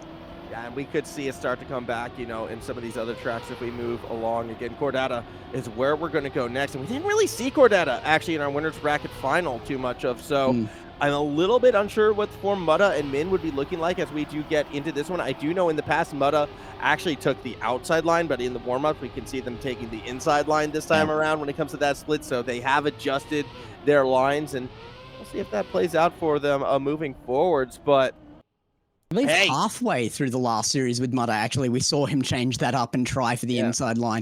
So he knew that it was important to be hitting that different line.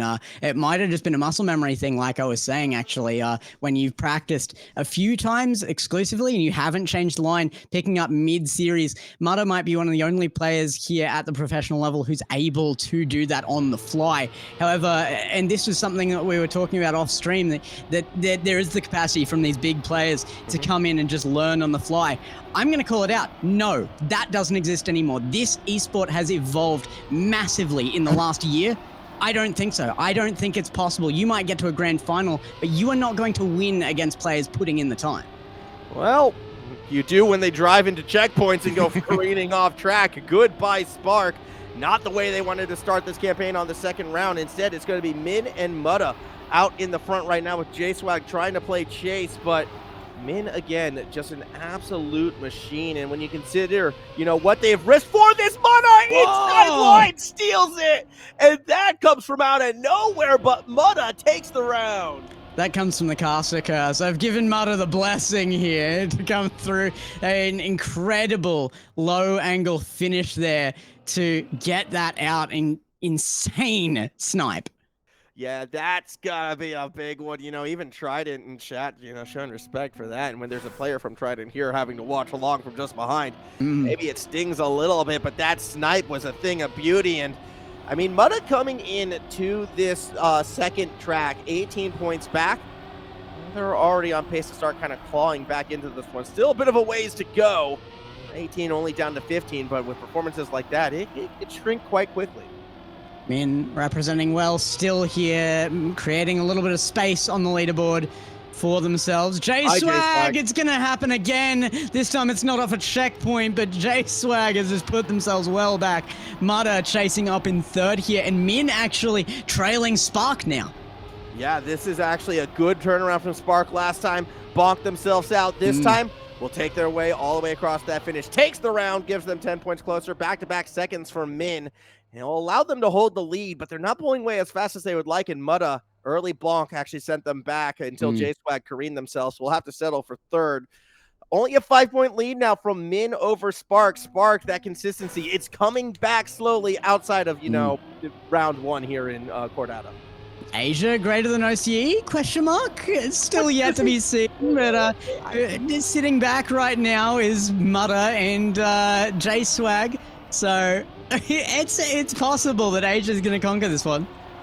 We'll see. We'll see. I mean, okay, you could be like, oh, look at us. We're Elevate. We beat the Pioneers. But then look at we're power finished, all right? That's what I say in that regards. It's in the same place. But by the way, Min, that's some Rocket League jokes. We're watching Trackmania right now. Min out in front right now looking to hold their line. And I just think it's, at the moment, Min overall. That's realistically what we've been watching. It feels like all they need is one good jump, one good landing, and they mess it up. Mutta comes across. Are you kidding me? I was about to say earlier that the big defining thing that you notice as a huge difference between these 4 players and everybody else is how low they take that final transition. That's too low, Min. Don't go that low. What I'm finding impressive is, again, Mutta and Min have been far and away the 2 most consistent drivers before this grand final, but I think the pressure is starting to rear its head, and we are starting to see, some shakier performances from the 2 of them. You rarely see Min bonk out like that. Mutta as well. Granted, again, we kind of talk about that first track, not really Scarecrow, not really being Mutta's forte, but they haven't come climbing back in this competition like I was necessarily expecting. And again, because of the longer rounds, there's a good chance we're going to have to go back to Scarecrow before this is done, but this round, everyone's bonking out. Yeah, that's what I was going to say, though, is we're talking about consistency issues out of Min and Mutta. Up until this point, I don't think we've talked about consistency issues based around pressure, specifically, more than we've talked about Spark. Spark has not done well under pressure and suddenly is coming out, was until this point only 1 point from first place in Min there, and is still putting on that effort to be that contest for first place right now. I think the reason why we see Min kind of pushing that hard, though, is if we go back to the first 2 rounds again, they got sniped at the end of that first round. And then in the second round, it was also kind of behind. So I could see why they were pushing themselves. But that's what you want to see. That's the pressure you need to put on the leader to throw them off. We're going to finish our second track with only a 6-point differential between Spark and Min, which is perfectly fine for the 2 of them. I mean, again, when your goal is to win it out, being within 5 to 10 points, it's still completely reasonable. It's Mutta and J-Swag who are going to start to really make the comeback happen as we go to Putamau.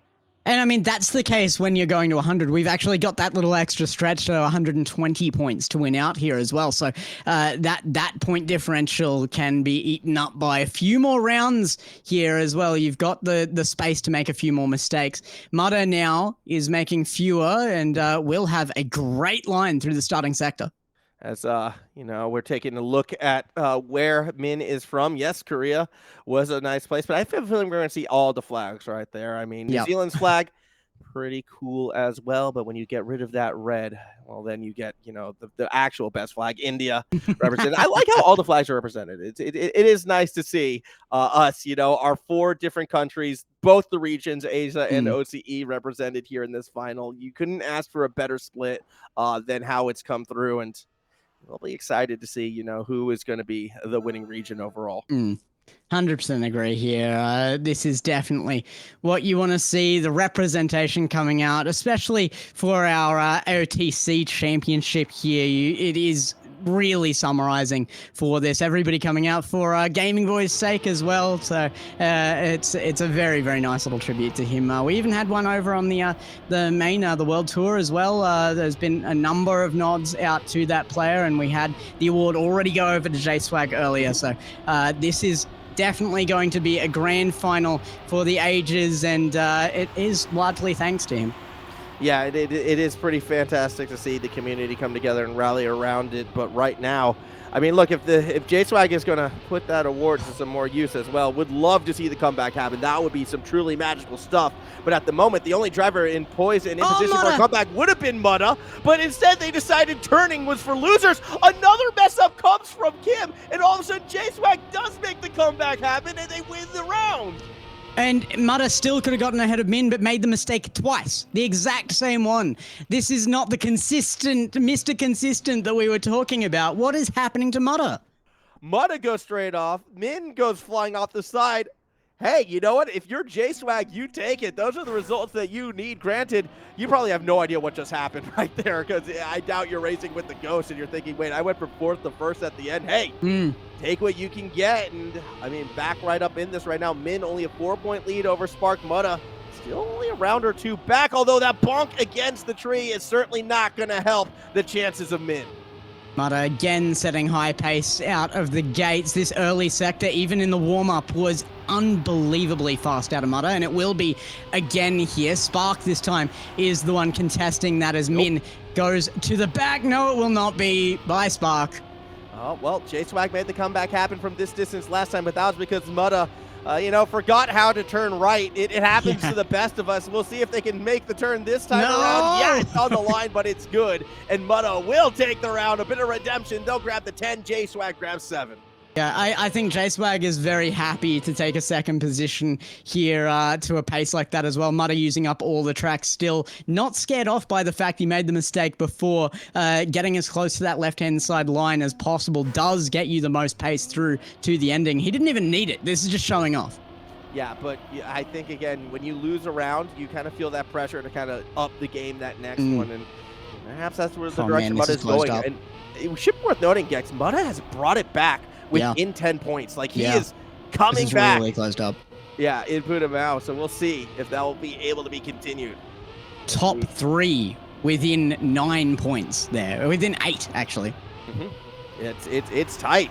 It's very, very tight. This is the last time, though, around the Putamao circuit, so we will see. Kind of comes out in front on this last go of it. Spark up the checkpoint. That's going to be second place, potentially gone with Mudda in the lead. J-Swag, late lunge, gets past Min. Mudda's done it again. And J-Swag is going to get the second round win in Putamao. He felt it too. You saw him slam on the brakes as he came up over the hump. It wasn't enough to break in time. He's just sent it off the edge. This is what I'm talking about. It doesn't matter how good you are. You need to be putting in the time.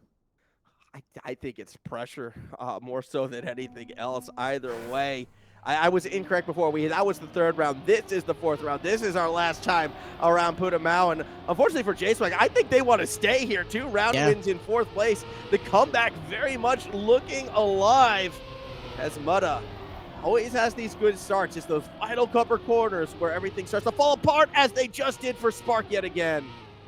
Mudda continues to lead well here, but just has to keep the cool. Like you said, the pressure is on. That has been most devastating for Spark across the length of the tournament, but he's really brought it together today. It has been a bit of a sacrifice a couple of times on this track, though. We're starting to see it rear its head again, and Mudda as well, but again leads out. Has to be... Yeah, Min is catching. Mudda has to take this wide. He lost it! Oh! Not going to come through. Mudda will hold on across the line in the end. They'll get the 10 points. 7 over to Min, 5 to J-Swag. So a good track for J-Swag. A lot of points kind of taken back by our driver, Silk sitting in 4th, unfortunately. But in the front, Mudda has caught up, only 1 point behind Spark. Min pulling a little bit further ahead. Realistically, though, I feel like this is still super close between all 4 drivers, and we could be seeing multiple finalists. He could indeed. 1 point between Spark and Mudda there for second place. Min is now separating a little bit here, but J-Swag even still in that contest for second there. It's really not that far up to Spark. I'd say all of them are in contention, as we're going to do our cherry thing and find, we're going to find our lucky ticket holder. So if we're going to call out, your seating and in your stand, and that means you're eligible for a free t-shirt, all right? As our camera is like they go check under your seat. Yeah, exactly. Sector G, row 13, seat number 24. Congratulations, you have won. I know you've got a nice view of that big screen out there, which unfortunately isn't working today, all right? The power bill was a little bit too high for us, so you'll have to kind of lean over the side to watch the finish line. Don't fall over the edge, though. We couldn't afford safety railing either. 20 seconds to go before starting up this next track, and, I mean, you want to talk about falling off the side. Spark kind of fell off that last track and really allowed Mudda to catch back up. I really hope if you're purchasing seats to just about any of these tracks that the crowd hype is good, because that's the only thing you're going to be there for. That's really, that's what you need. Yeah, exactly. But I agree. There was some big drop off there. Mudda is still keeping himself in contention here as well, but this is not the showing I think anybody was expecting out of Mudda. Way more mistakes in that last track than expected out of Mr. Consistency. Yep. And Min coming in Min coming out of his compulsory service there in Korea, taking time off just to be in this tournament, has obviously put the time in. If you're going to take that time off, you got to make it count. He is. Yeah, but you're acting like Min hasn't been making mistakes, but realistically, Min has been making like nearly just as much.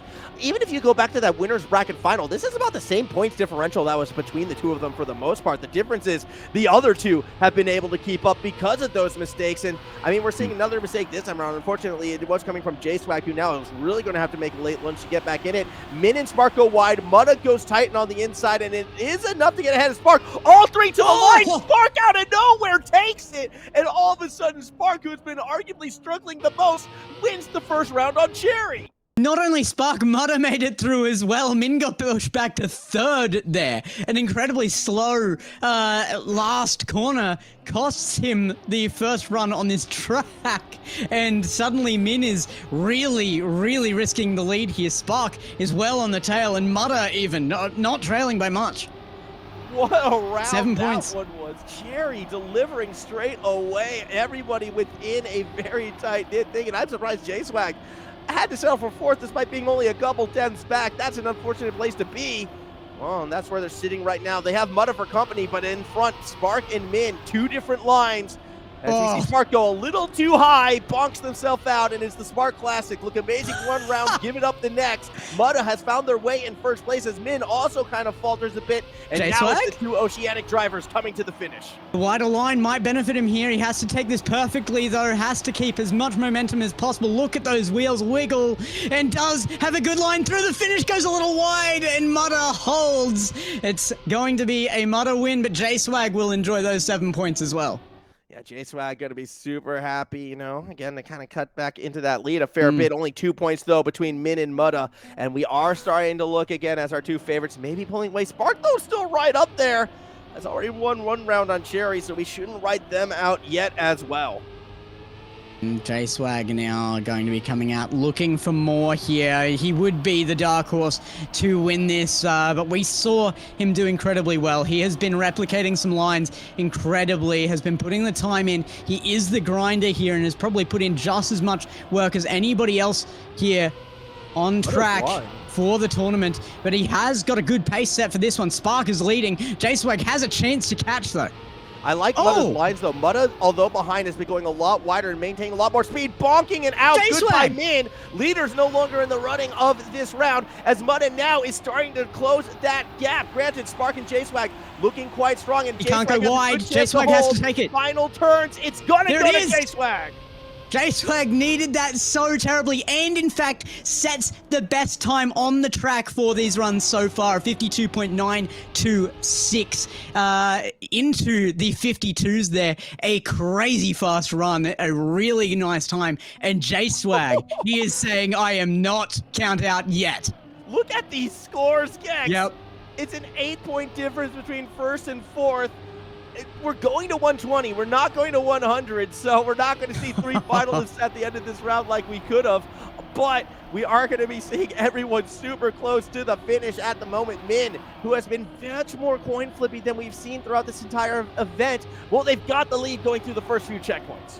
If I were J-Swag, I would have been cheering after this one. I don't think he's in contest for first here. However, still, we are playing out all the way first to fourth here. Once our third is locked in, you will see the end of the day, but J-Swag still in contest for even second here, realistically. I mean, it's possible. First is still possible. First is very possible, 120 points, unbelievably possible, but it's just been more consistency out from everybody else, but this is looking like a good track for J-Swag. Yeah, I mean, this was a good run for J-Swag. With that said, Min is going to come across the finish line in this final round. J-Swag almost lost second to Mutta on that line, but 10 points for Min, reestablish themselves back in first place, get a little bit more of a gap in front of the others, but 11-point differential going into our next track. And I mean, that is absolutely insane. I was expecting it to be tight. I wasn't expecting it to be this tight as we move along. And I think, you know, I'm ready for Technicolor. I believe that's where we're going next. It is where we're going next. This feels fitting to push our way into our finalist points.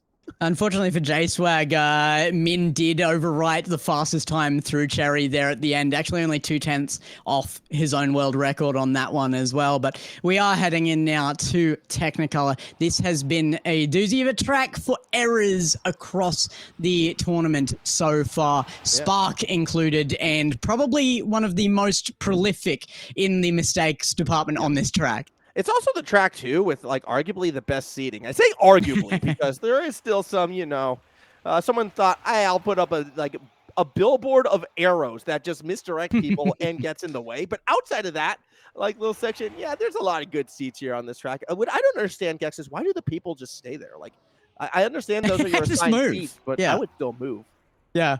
I'd be standing down in some of those little walled off sand pits or something. Like, safety protocols be damned. Let's get on the track.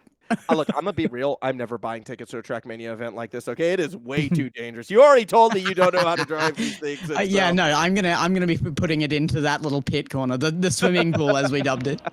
Yeah, we'll see how this one plays out, though. This is Technicolor round 1 here, and I mean, with how tight this competition has been, maybe there's still a chance for our Gaming Boy award winner to actually win it out. I know they're in 4th at the moment, but it's so close that they had the lead through the first couple checkpoints, but that lead's taken away by Spark. But it's all about the landing here. All 4 of our drivers landing clean. Little bit of a skid there for Spark, but actually does take a good line through the next corner, setting himself up well. Min is going to sneak well into first there. Everybody else seems to have a little pace on Spark here, actually. Oh, this is very good. J-Swag has had so much pace through that toboggan, really good. time and time again. He lost it. Look at this, though. He's still in it. J-Swag in second. Coming around the last corner. He's going to make contact as well. Nearly even lost 3rd place there. Mutter was just off, but it is going to be Spark coming through with Min chasing up in second. And Spark is probably the driver who's arguably had the most difficulties on this track since the first round. That's got to feel good. But the important thing is Min, well, if they get second or better, second or first, they will be on finalist point. They are so close to striking distance, but they need to continue to drive this one out clean. Meanwhile, further back in the standings, I mean, J-Swag and Mutta and Spark, they're all within 8 points as well. They all need that round win to get themselves on the precipice of finalist point. This is such a tight finish as we go into the jump again. It's all about how you land it, and again, all 4 land so clean, but Min landed the best.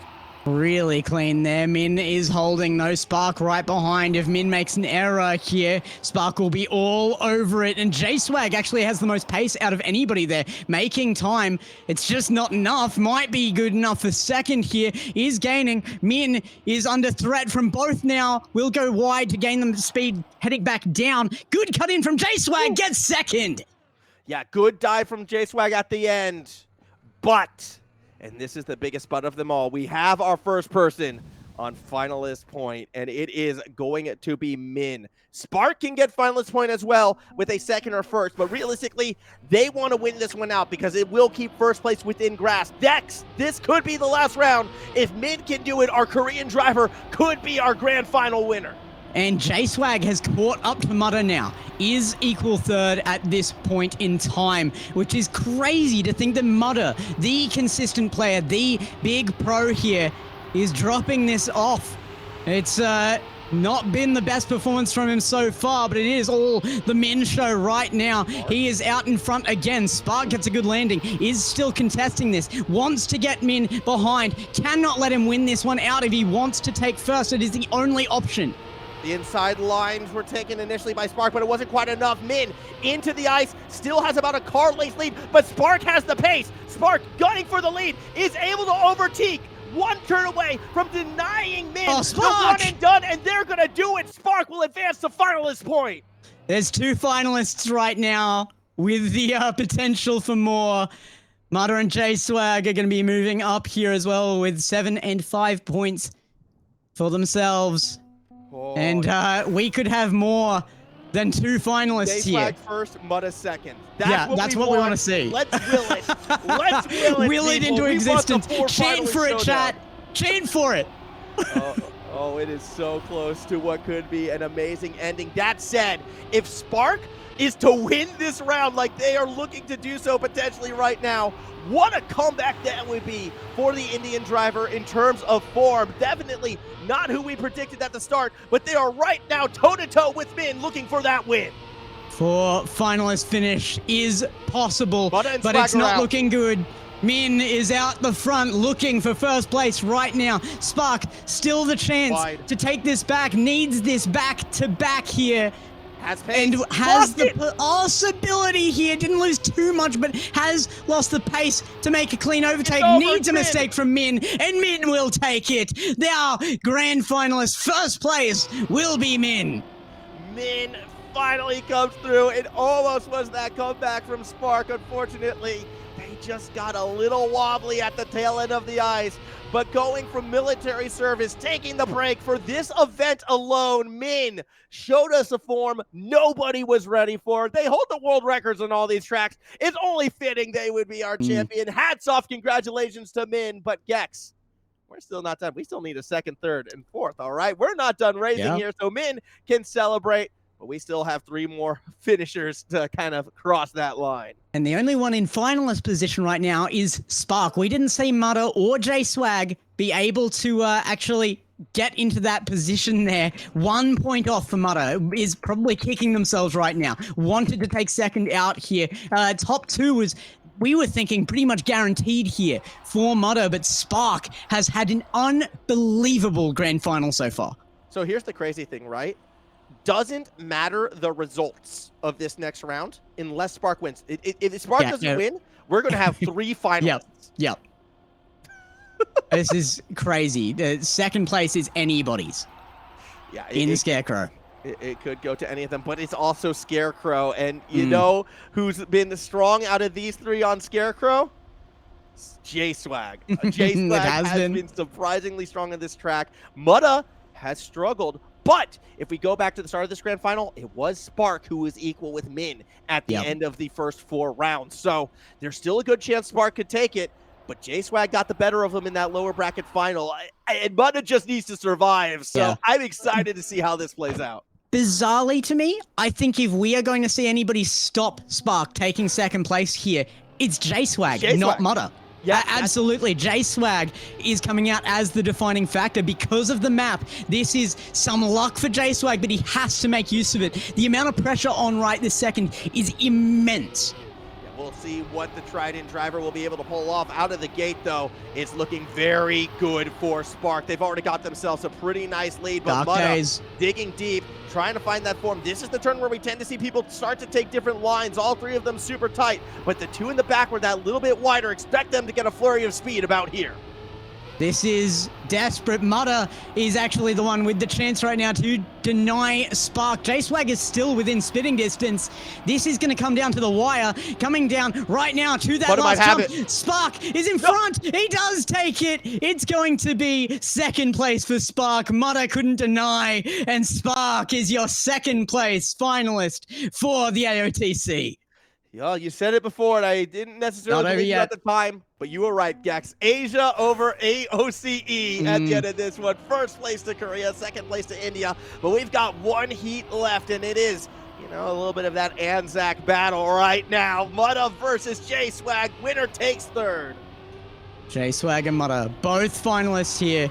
Third and fourth place are being decided in this run. J-Swag is leading. Mutta led out in the first run. If it had been there and then, J-Swag would already be guaranteed last, but he might just beat out Mutta. The preferred player for the entire tournament is about to be conquered here if there are no mistakes from J-Swag.